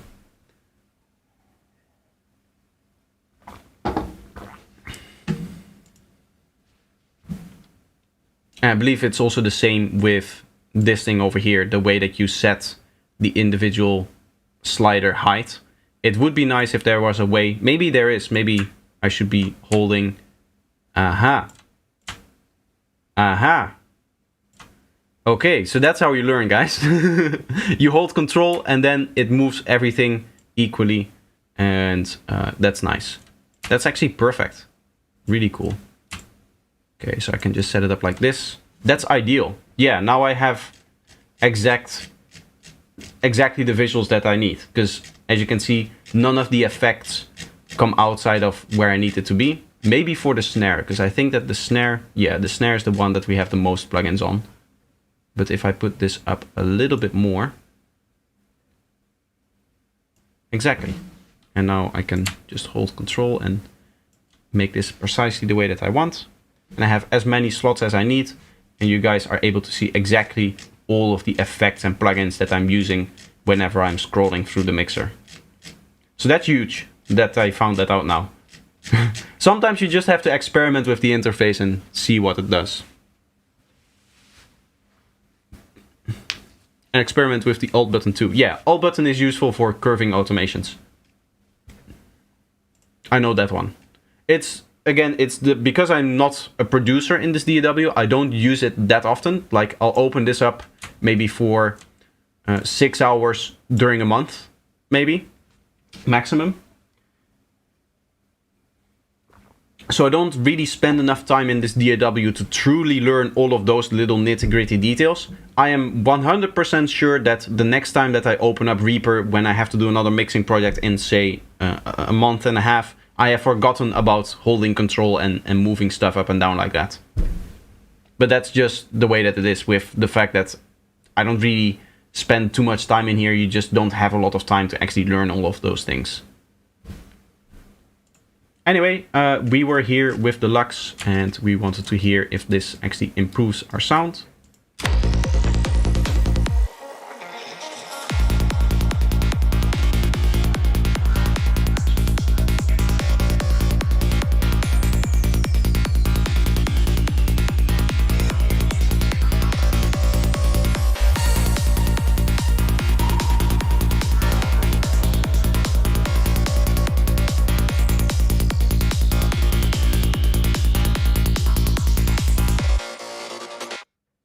Trying to listen to maybe a single sound will be better.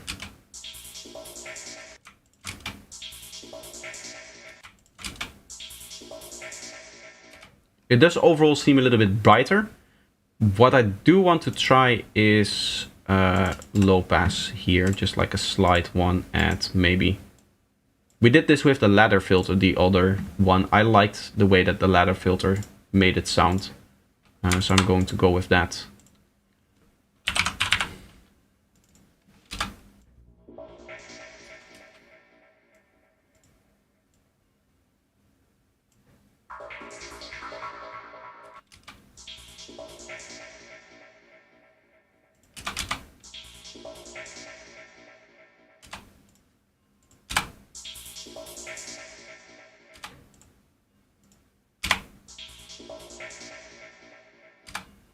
Okay, so let's drive a 2 more dB into it.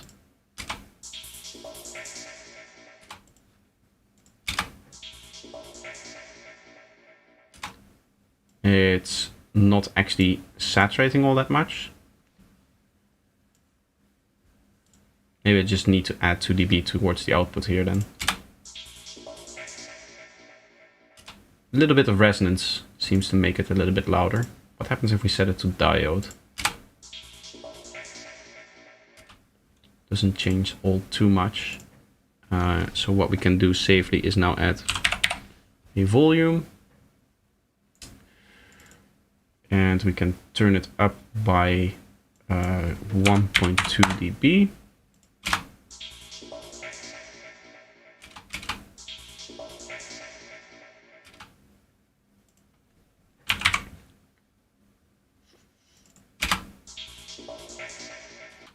Okay, this particular sound does have some low frequency issues.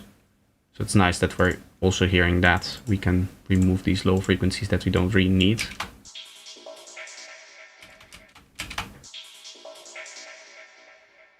Nice. What is this thing doing? Ah, that's a high pass that I'm controlling with automation, I think. Somewhere. Yeah. There's a high pass for this particular sound there. Yeah, okay.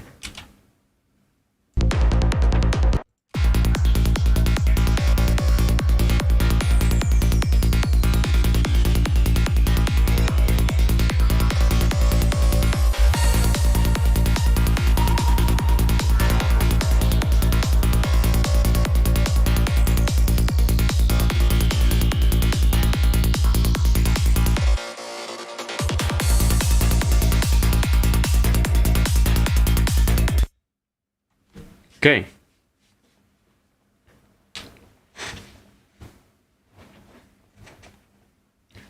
I have Reaper, but I don't use it. Maybe it's worth recording the tracks and mixing them with this program. Maybe it's worth not recording at all. I've got to be careful with FabFilter, Volcano, and Simpleton. I almost blew my speakers.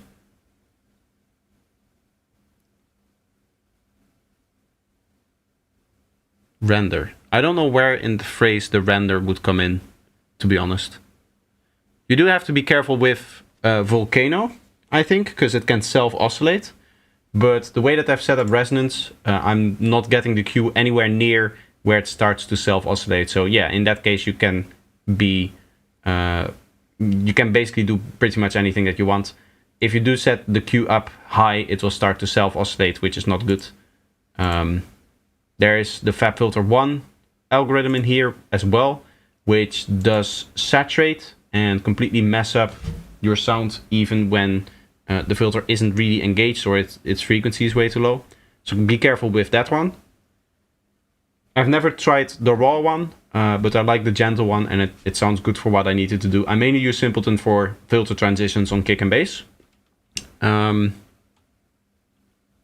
Or have a limiter on the master at -2 just in case. To be honest, I think that that's bad advice, because what tends to happen is people start working into the limiter. Towards like the mastering stage, I do master in this project just as a test, just to see how the track is going to react to being mastered. And then I may adapt the mix a little bit, but I initially want to set up all of the mixing stuff and then kind of like do a master check at the end, right? I don't want to ever be in the position where I'm actually mixing into a limiter. It can be if you're completely taken care of, for example, your headroom, and if you always have enough headroom when you're normally mixing, then it can be a good idea, especially in the production, I guess, to have a limiter on there just to be safe when it comes to speakers. Personally, I don't do that because I don't really see the need there. I never really have issues with becoming too loud and stuff like that in the production. Who will master your track? I will master my track. I do everything. Do you export stems with delay and reverb? Yes. So delay and reverb are so essential to the sound of your psytrance, for example, your one-shots and stuff like that. If I take any one-shot in here, you can see that there's like delay tails going to be here. I'm trying to find like a very good example of that. Yeah, here. So there's a delay tail going to be here, which is massive, right?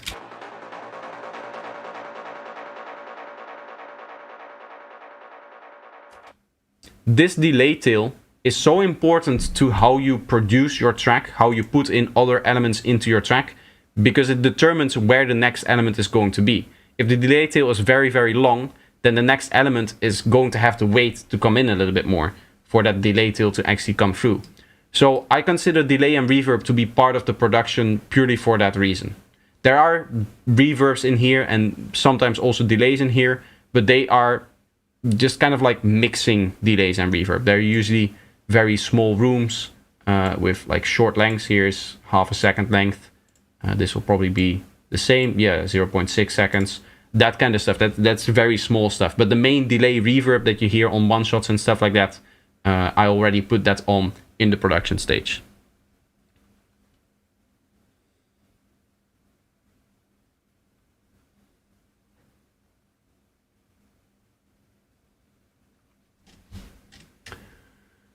Okay, there's a few other things that I want to try. Initially the intro, want to have a little bit more saturation on the pads as well here.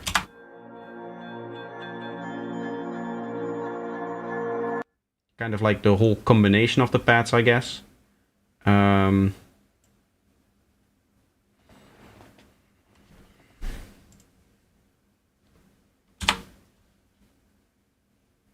Isn't this a saturator as well? I think it is, right? This is a... Oh yeah, this is a low frequency booster thing. I do have another saturator that I want to try. Not the black box one, which is over here.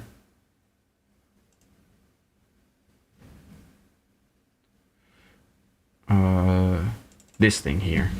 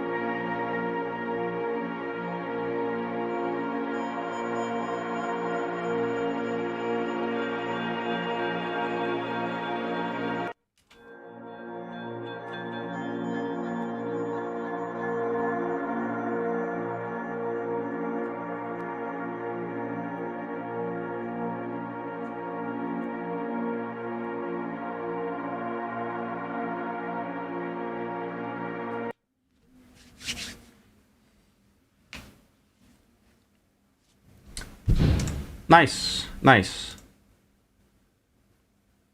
I avoid multiband saturators such as Saturn. They are signal dependent. Every saturator is signal dependent by definition, because they're non-linearities. So the input signal is going to have massive, or the input signal is essentially what gives you the effect. If the input signal is too low in volume, the saturator won't work. That's why you have a drive option and output, so that you can push it into the non-linearity and then turn it down again.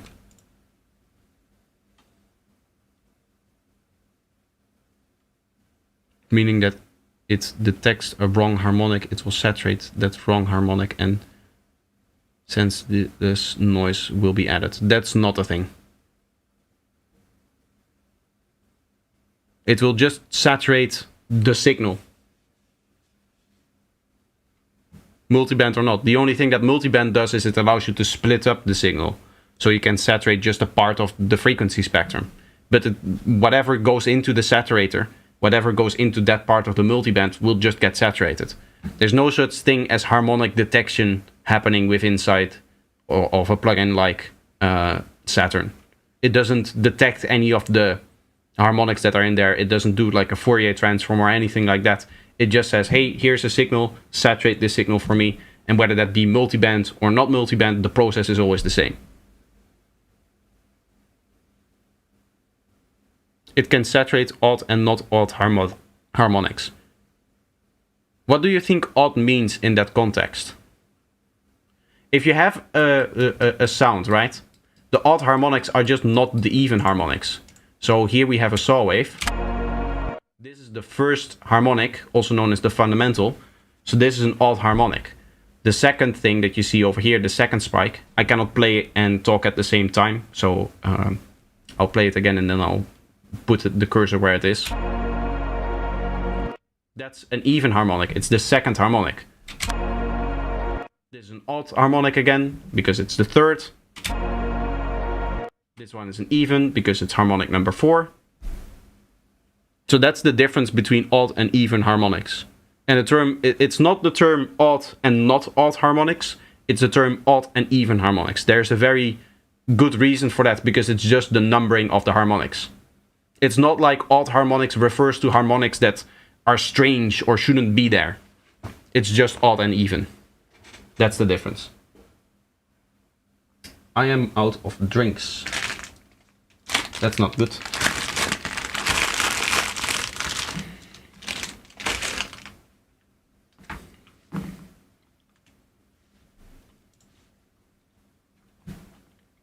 But what you said about harmonic detection, detecting a wrong harmonic, there's no such thing inside of a saturator, multiband or otherwise.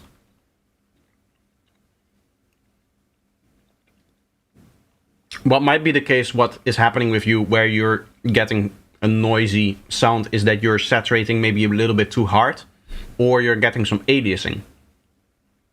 That can be the case, but that has nothing to do with the fact that it is multiband, and everything to do with the fact that that's just how saturation works. It generates extra harmonics on top of the harmonics that are already there. So if there's a harmonic very high up in the frequency spectrum, say for example at 10K, and you double that twice, you go above Nyquist, which is half the half the sample rate, and then it reflects back down.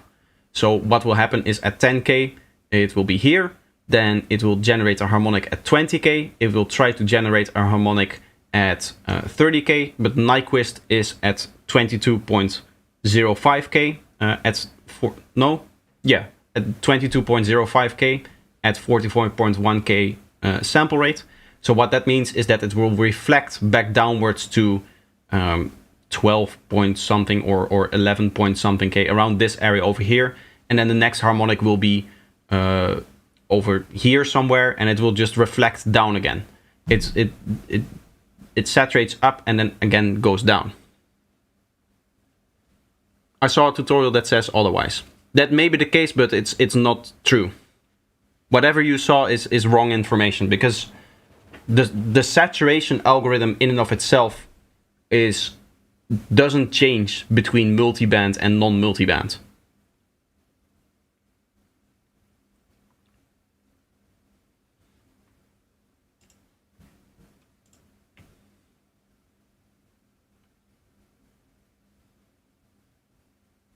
I know this difference between odd and even in the Polish language.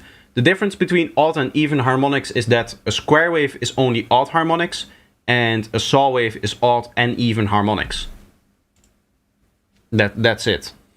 That's the definition of odd and even harmonics. It has nothing to do with the strangeness of the harmonic or it's in any way being weird and stuff. The noisy thing that you may be hearing is called aliasing. What I would suggest that you do is look up a guy named Dan Worrell, who is very good at this kind of stuff. He knows even more about this than me. I'll drop his link in the chat.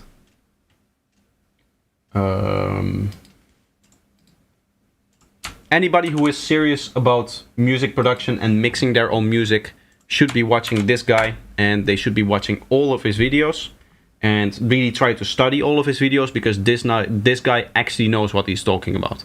Oh my god, I love Dan. Yes, exactly.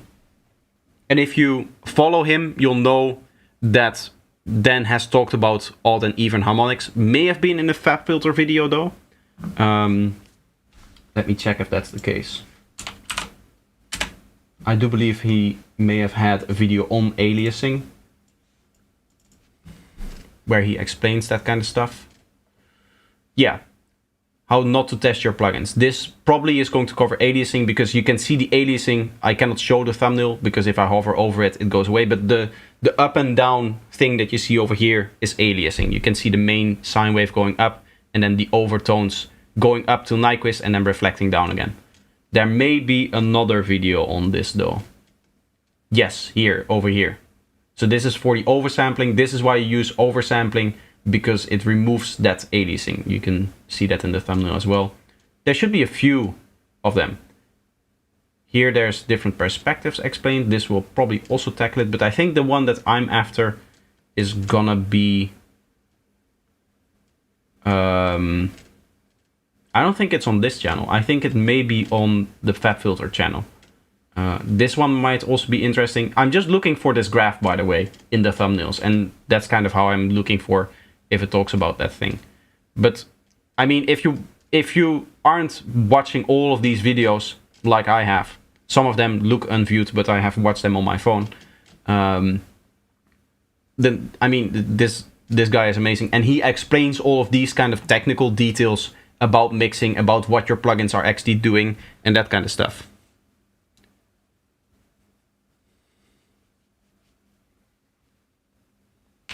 I've reposted this video about phase shift causes EQ. Yeah.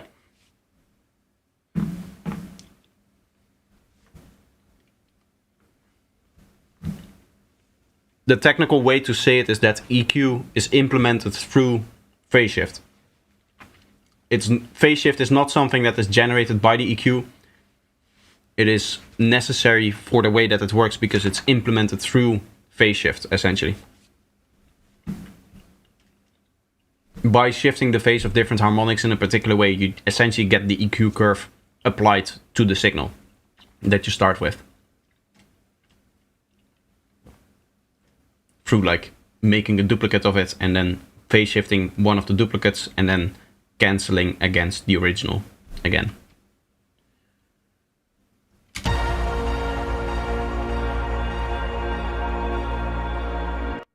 So EQ does not exist.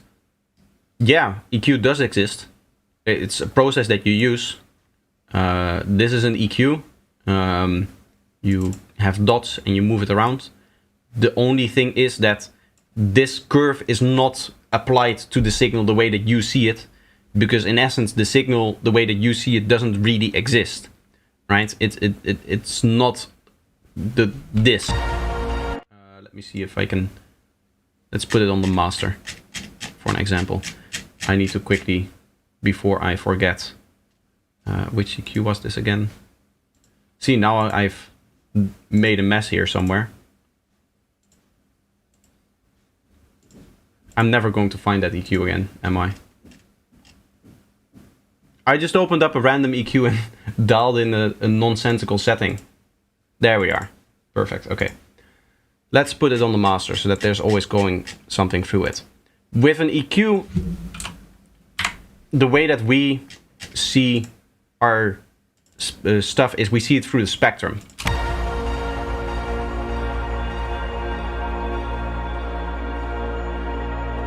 Right, we see this over here, which is a spectrum. And then we say, oh, this part of the spectrum is the mid frequencies, this part of the spectrum is the high frequencies, this part of the spectrum is the low frequencies. In reality, this doesn't exist. At the end of the day, it's still a waveform going through it. It's still just an audio signal going through it. So there's a different process to actually make sure that what you're dialing into the EQ happens to the audio. And that different process underneath the hood is phase shift. So the EQ does still exist, but the representation that you see over here is not actually what is happening in the signal. This is just a representation that we understand better. I'm trying to find an analogy for this. I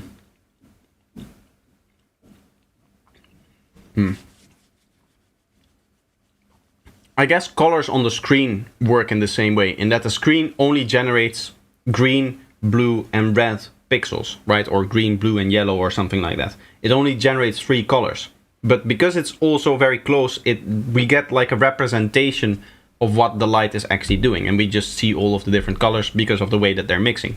There's like a process under the hood to make sure that those 3 different forms of light, the 3 different strengths of the light, actually convert into the colors that we want to see.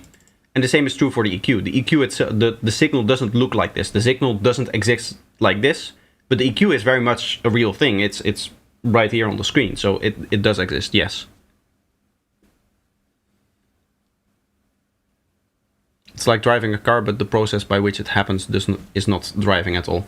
It's not really like that, in that the process, again, it still exists. It just has to be translated into a different process for it to be actually applied to the audio signal. This is just a representation of what that different process is actually doing. Like, the computer isn't telling the audio, hey, at 2K, go up by 13 dB, right? That because 2K doesn't really exist in the waveform.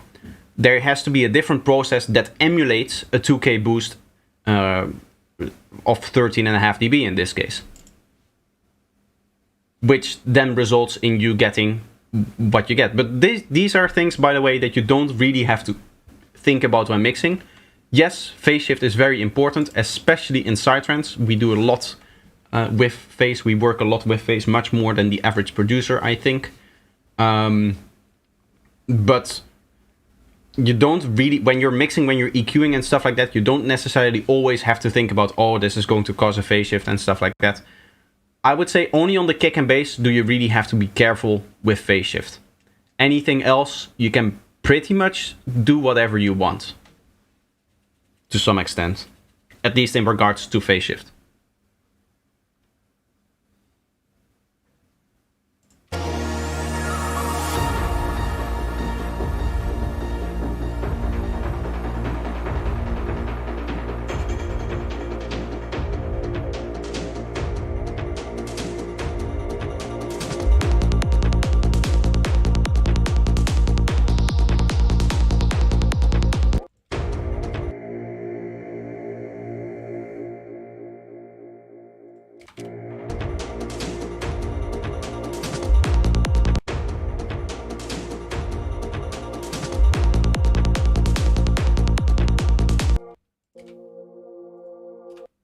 There's like one harmonic in here that I don't like.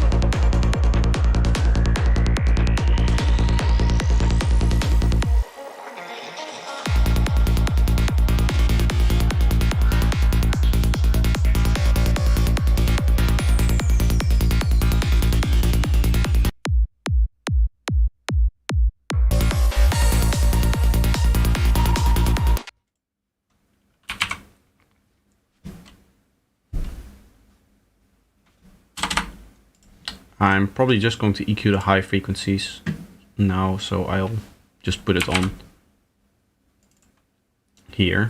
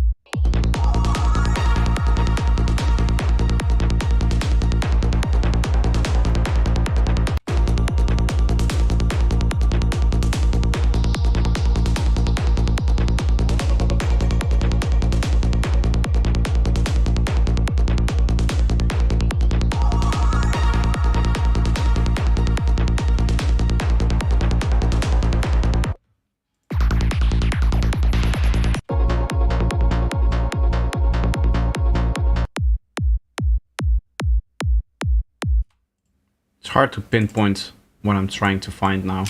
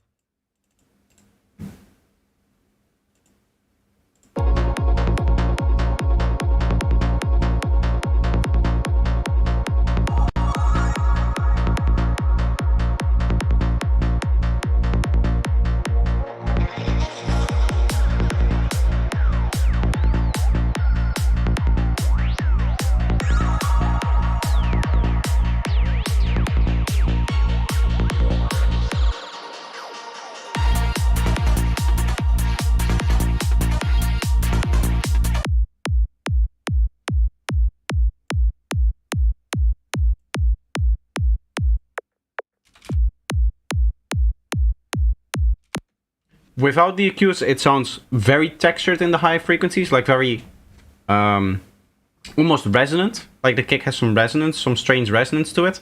But without it, but with it, it sounds much more controlled. So I'm happy with that. I'm still not entirely 100% happy with the transient that we have now, though. It still sounds a little bit wonky in a way. Really hard way to describe it, actually, I guess.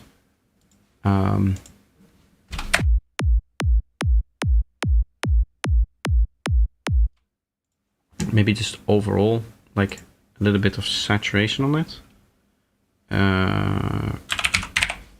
We'll just try pushing it into black box to see if that makes it any better.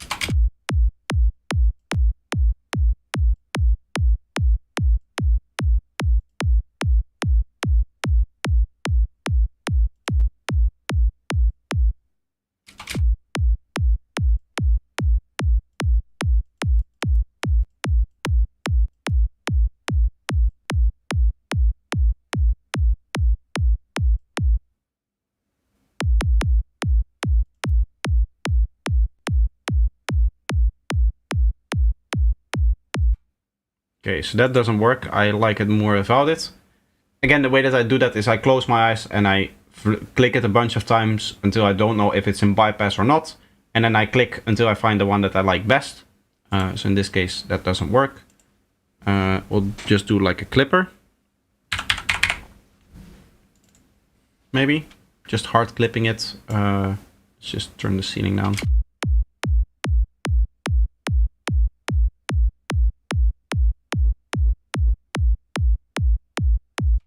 Of course, we don't want any of that happening on the sub bass. We just want to clip the transient as high as it will go.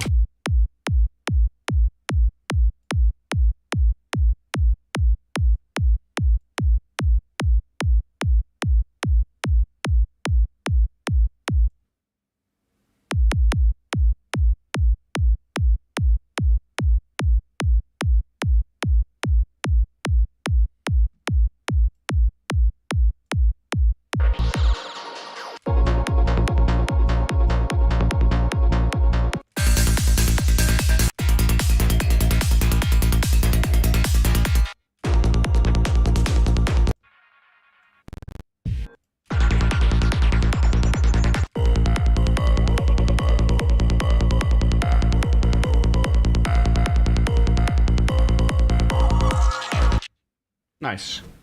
The greatest Sidetrans teacher producer is Live Baby. Thank you. Dynamic EQ would solve the issue. It just cuts through now. It's actually less cutting because the high frequencies, we taint the high frequencies. It looks like a mess. This together with the other one, it looks like I'm committing war crimes here. But it does seem to work. Now I'm not so sure about how it's cutting through the mix over here though.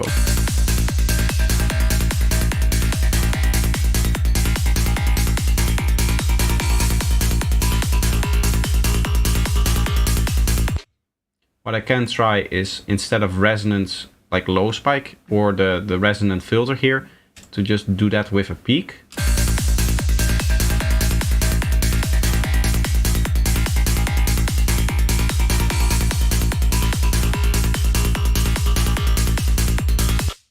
I like that.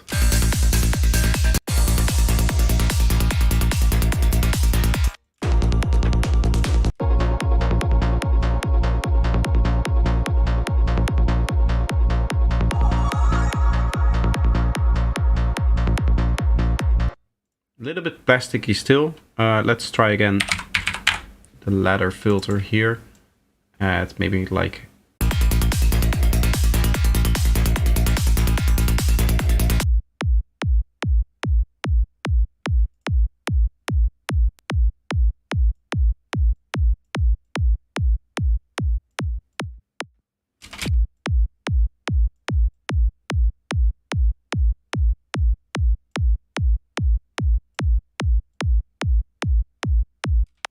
I like that. That's not as sharp.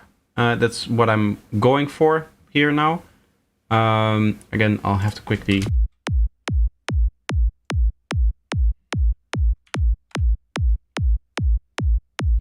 All still looking good and clean.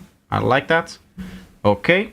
I want to see though, there's some other things clashing.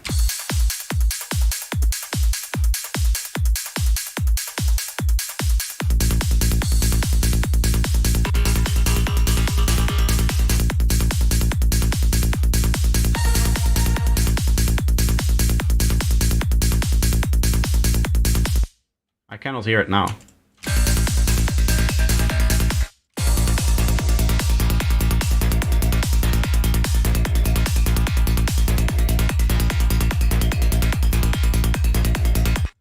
Yeah, that's sounding good.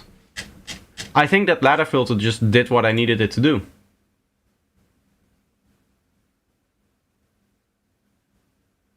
He's doing a mix without room treatment, no acoustics, amp Sidetrans, a true master.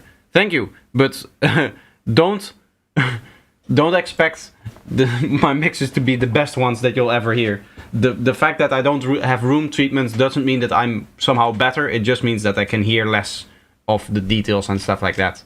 I can definitely hear my mixes still suffer from the fact that I don't have room treatment, and it is something that once I have a new space and once I have the actual funds to invest into something like that, it will be very high up on the list of investments. Because it is 100% true that with room treatment, you're just going to be better. Low passing, high-end content is useful. Very useful. I especially like it with the ladder filter because you can turn on the saturation, and sometimes a little bit of extra saturation helps here as well. In this case, it wasn't even needed. I think I like the way that it is cutting through right now. But that is also something that I got from Dan Worrell, in the fact that both for high pass and low passes, it is nice to sometimes have those that saturate.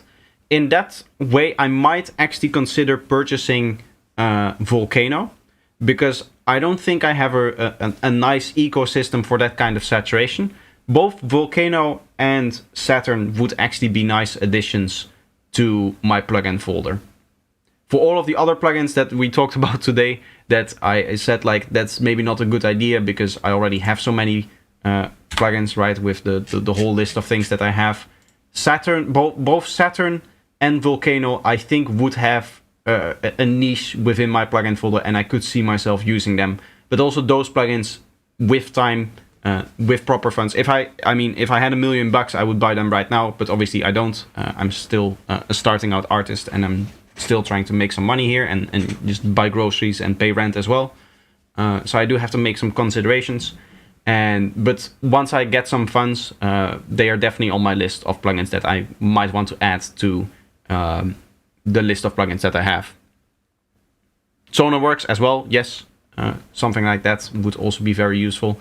Although SonarWorks, from what I've heard, you can only correct a room up until 50% that it would allow. What I mean by that is that the more you use SonarWorks to lower a certain frequency, the more that frequency's resonance start to push against what SonarWorks is doing. So you can essentially only treat the room halfway to a flat room, from what I've heard. Not maybe halfway in the actual sense, but you can never get to completely flat room with just SonarWorks, because SonarWorks is applied and then the room kind of starts working against SonarWorks, what SonarWorks is doing. SonarWorks is pushing a frequency higher, for example, to make it flatter, and then the room is saying, well, this frequency, we don't want it to have it higher. If it goes higher, its cancellation effect is also growing bigger. So they're pushing against each other, the two actions. You have to have some treatments first. Yes, it's the cherry on top. It's just to kind of balance out the final bit. Ideally, I mean, you would just make it so that you don't even need SonarWorks, but that is an ideal case, and it's questionable how close you can get, how close you even want to get. But yeah, it's all stuff that has to come with time. I'm still a starting up artist. I have this job now as being an artist for almost a year that I'm full-time, that I'm actually putting in all of the effort full-time, and that I'm saying I'm no longer a student doing artist work on the side. So now I need to continuously basically increase my profit. I need to maybe start doing more things, maybe work a little bit harder. And with that, growth is going to come. My YouTube channel is still continuing to grow.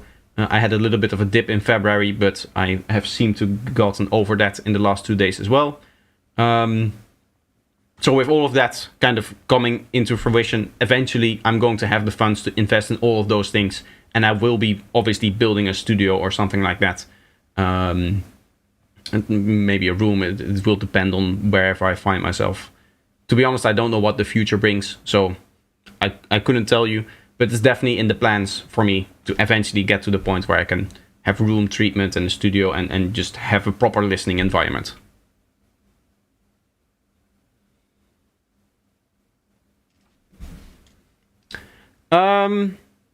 It's been 3 hours. I'm pretty happy with the overall feeling of the mix. What I do want to do is quickly check how it's going to react to a very basic master, and then I think we'll call it quits for today. So what I'm going to do is I'm just going to use my 3 mastering plugins that I always use. The Shadow Hills, Compressor. He didn't finish the phrasing here for some reason. I'll start by quickly setting this one up.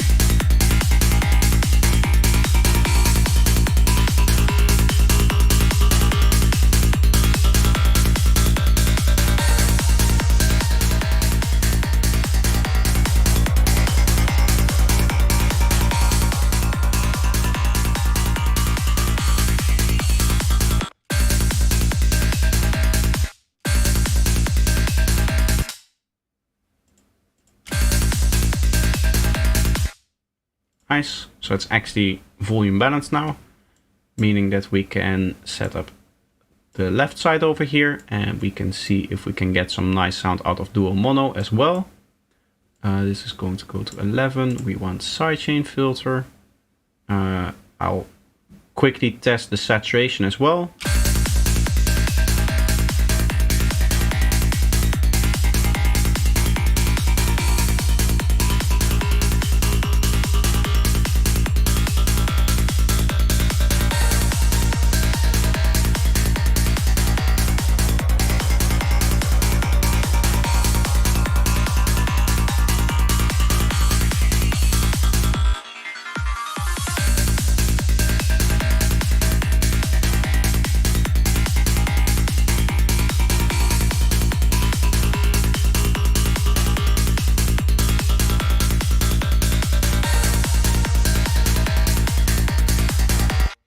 It's really hard in this saturation to hear the difference.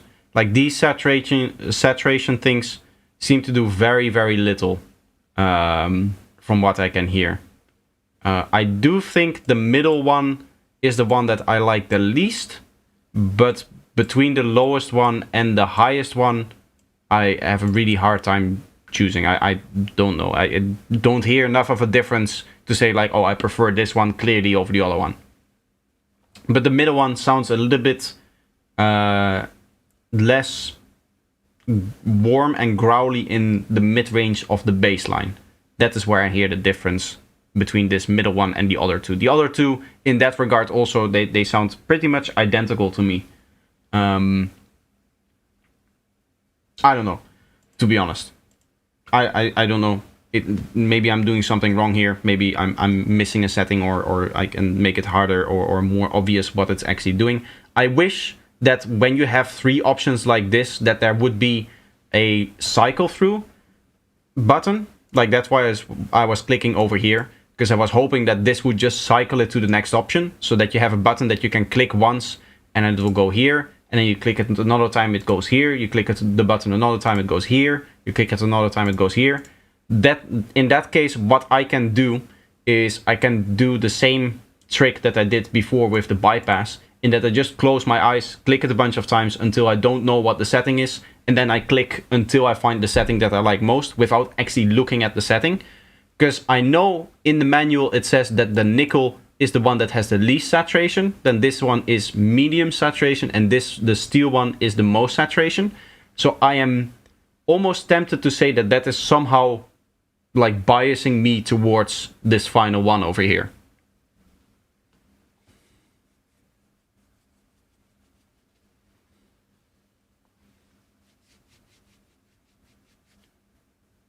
The what?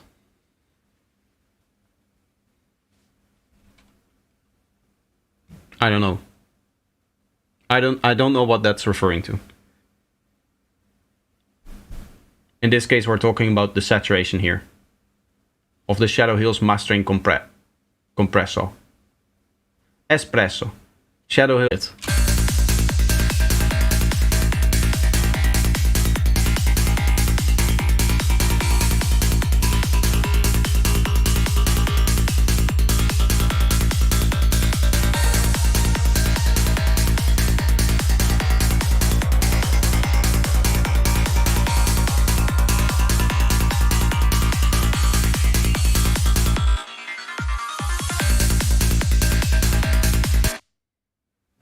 Again, in this case, I don't really hear a difference. I'm just going to leave it on stereo. I do like the sound of it on both sides. Of course, I don't hear a difference. So if I like one, then I like the other as well. Again, this is a temporary master, so it doesn't really matter at this point yet.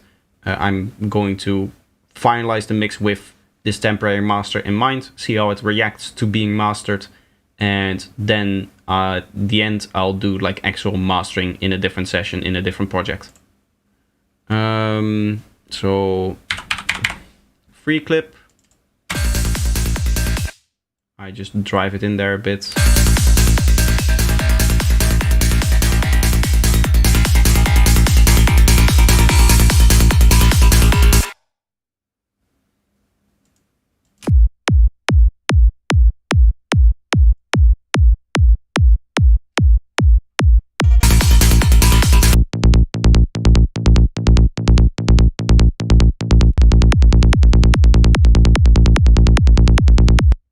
Why is my kick so quiet in the waveform?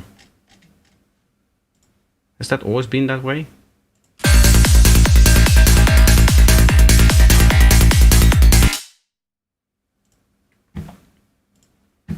Hold on a second.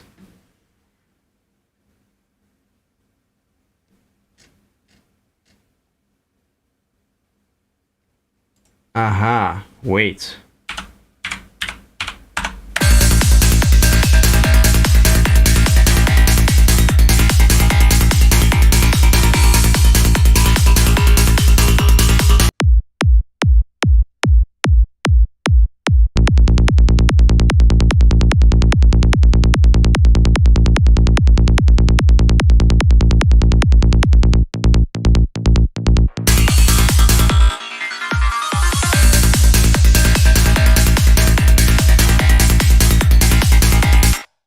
We now have a lot more space. That really changed the mix.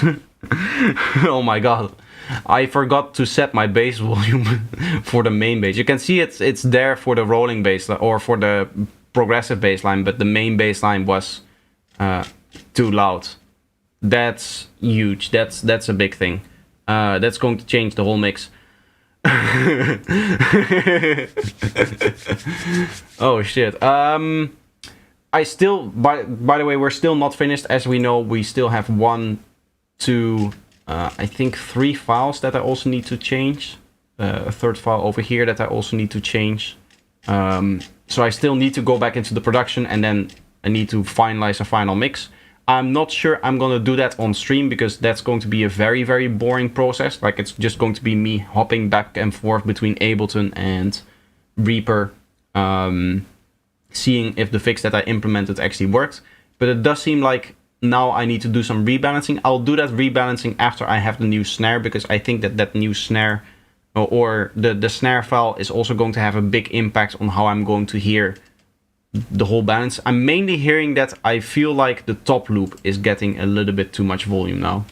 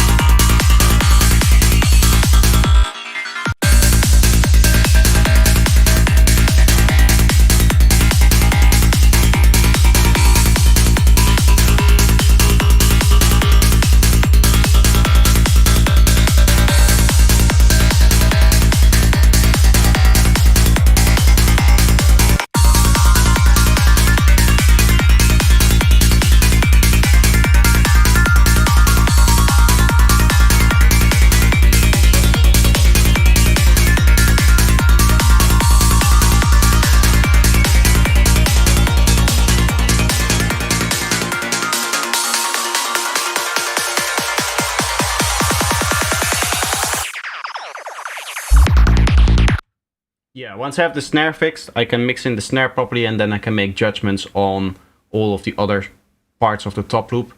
It's still feeling a little bit wonky the way that I have it set up now, but changing the bassline, removing 1.5 dB of the bassline definitely changed the whole perspective that I had on the mix. This is a big thing. This is something that I would have done as like the second thing in the whole mixing stage. So basically all of my decisions that I've made up until this point have been with a bassline that isn't properly balanced.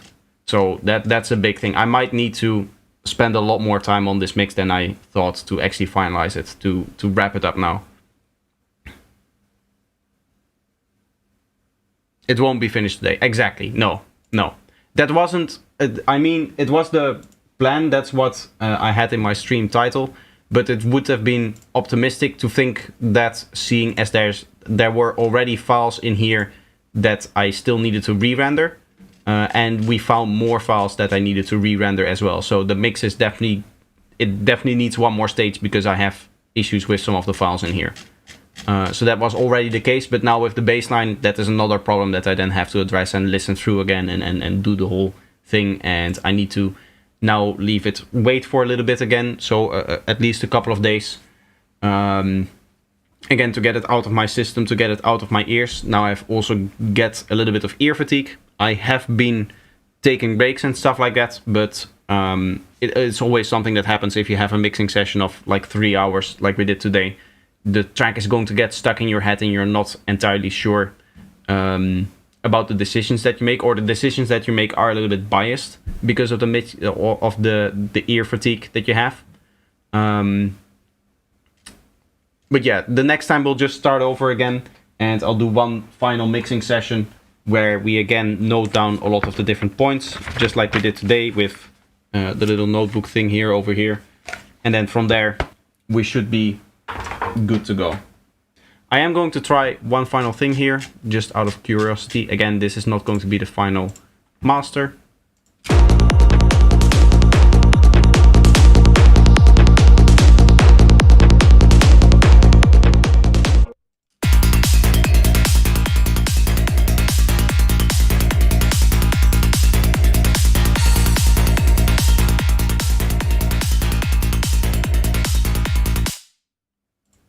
Okay, we're gonna set up some oversampling here, and then boost like this. No focus, true peak, and attack release, something like this maybe.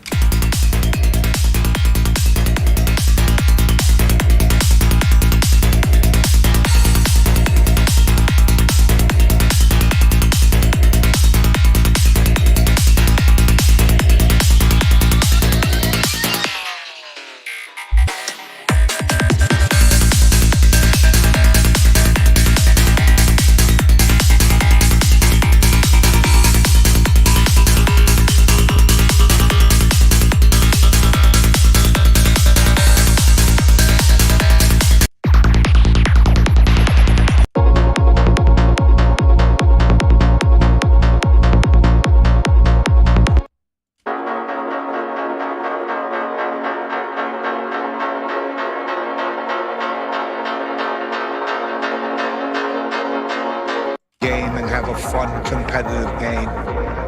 You do the best you can, but if you don't win, you won anyway.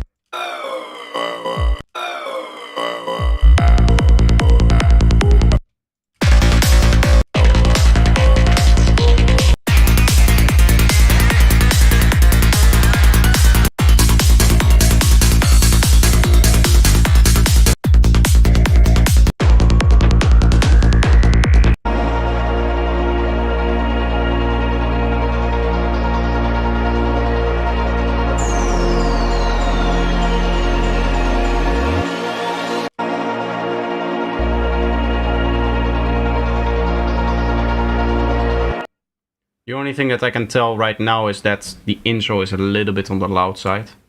I also set this to maybe -7 for the main pads here.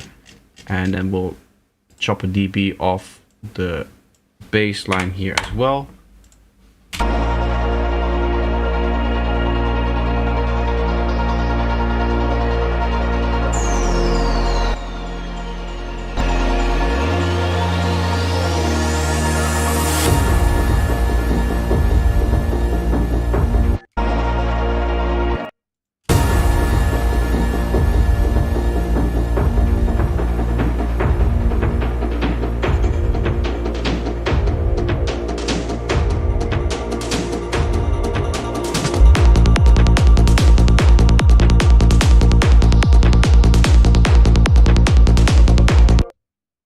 Nice.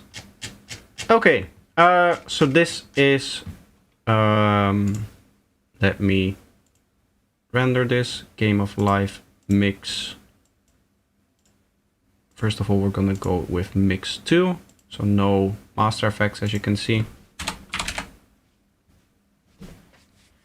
Mix 2, which will leave a little bit of time to render, and then we'll also render out the master so that I can hear how the mix is going to sound when it's eventually mastered. I like the depth that we're seeming to get from the Shadow Hills mastering compressor on this one. I'm always a fan of the like low-end weight that it adds to my tracks, but in this one it seems to be very strong, and I like that.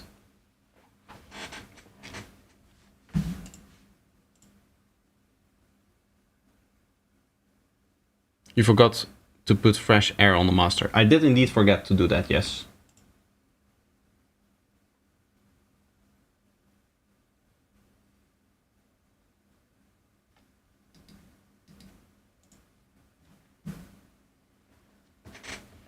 It's a very wonky looking waveform over here for some reason.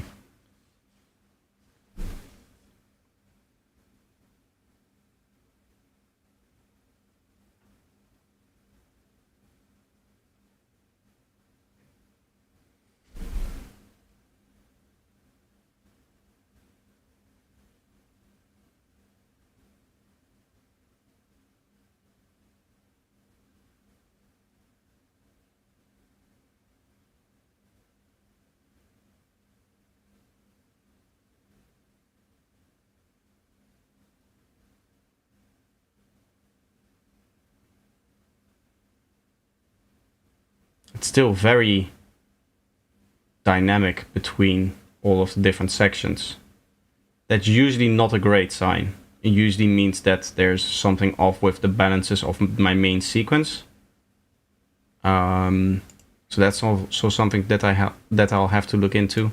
I'll see how it will react to the master, the preliminary master as well. Mix master 2.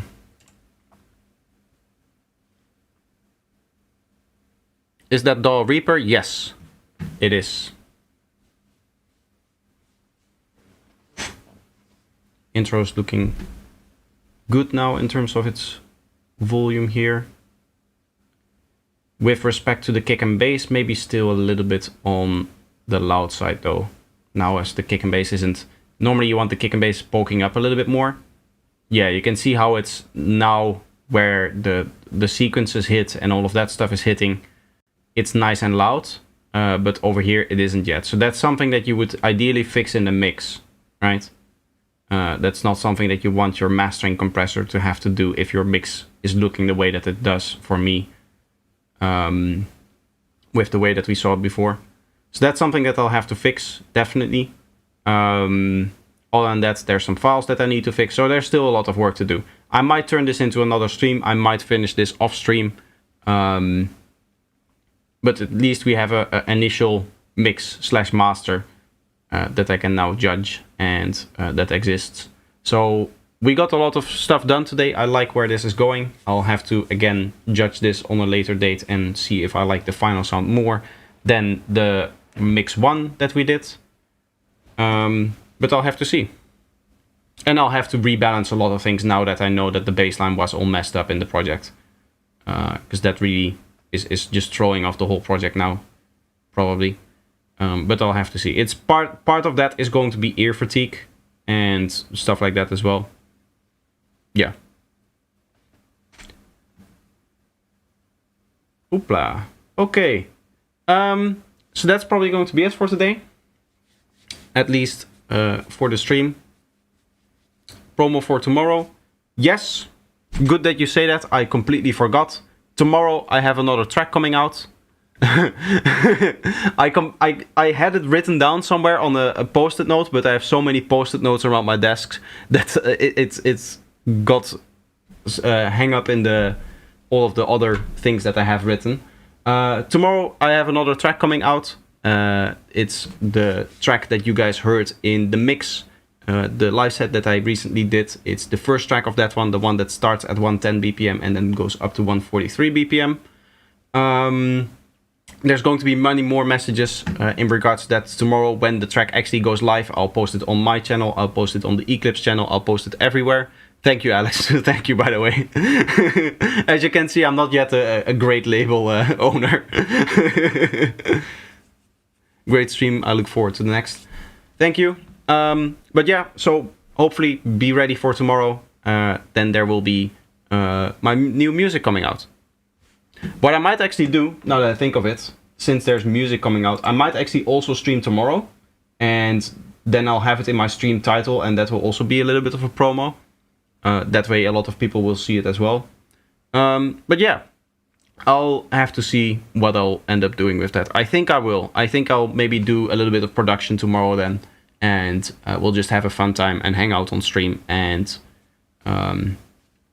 I'll promote the track as well, of course. Because that's then going to be the main goal of the stream. Anyway, I hope you guys enjoyed the stream. And I'll see you guys then again tomorrow for another one.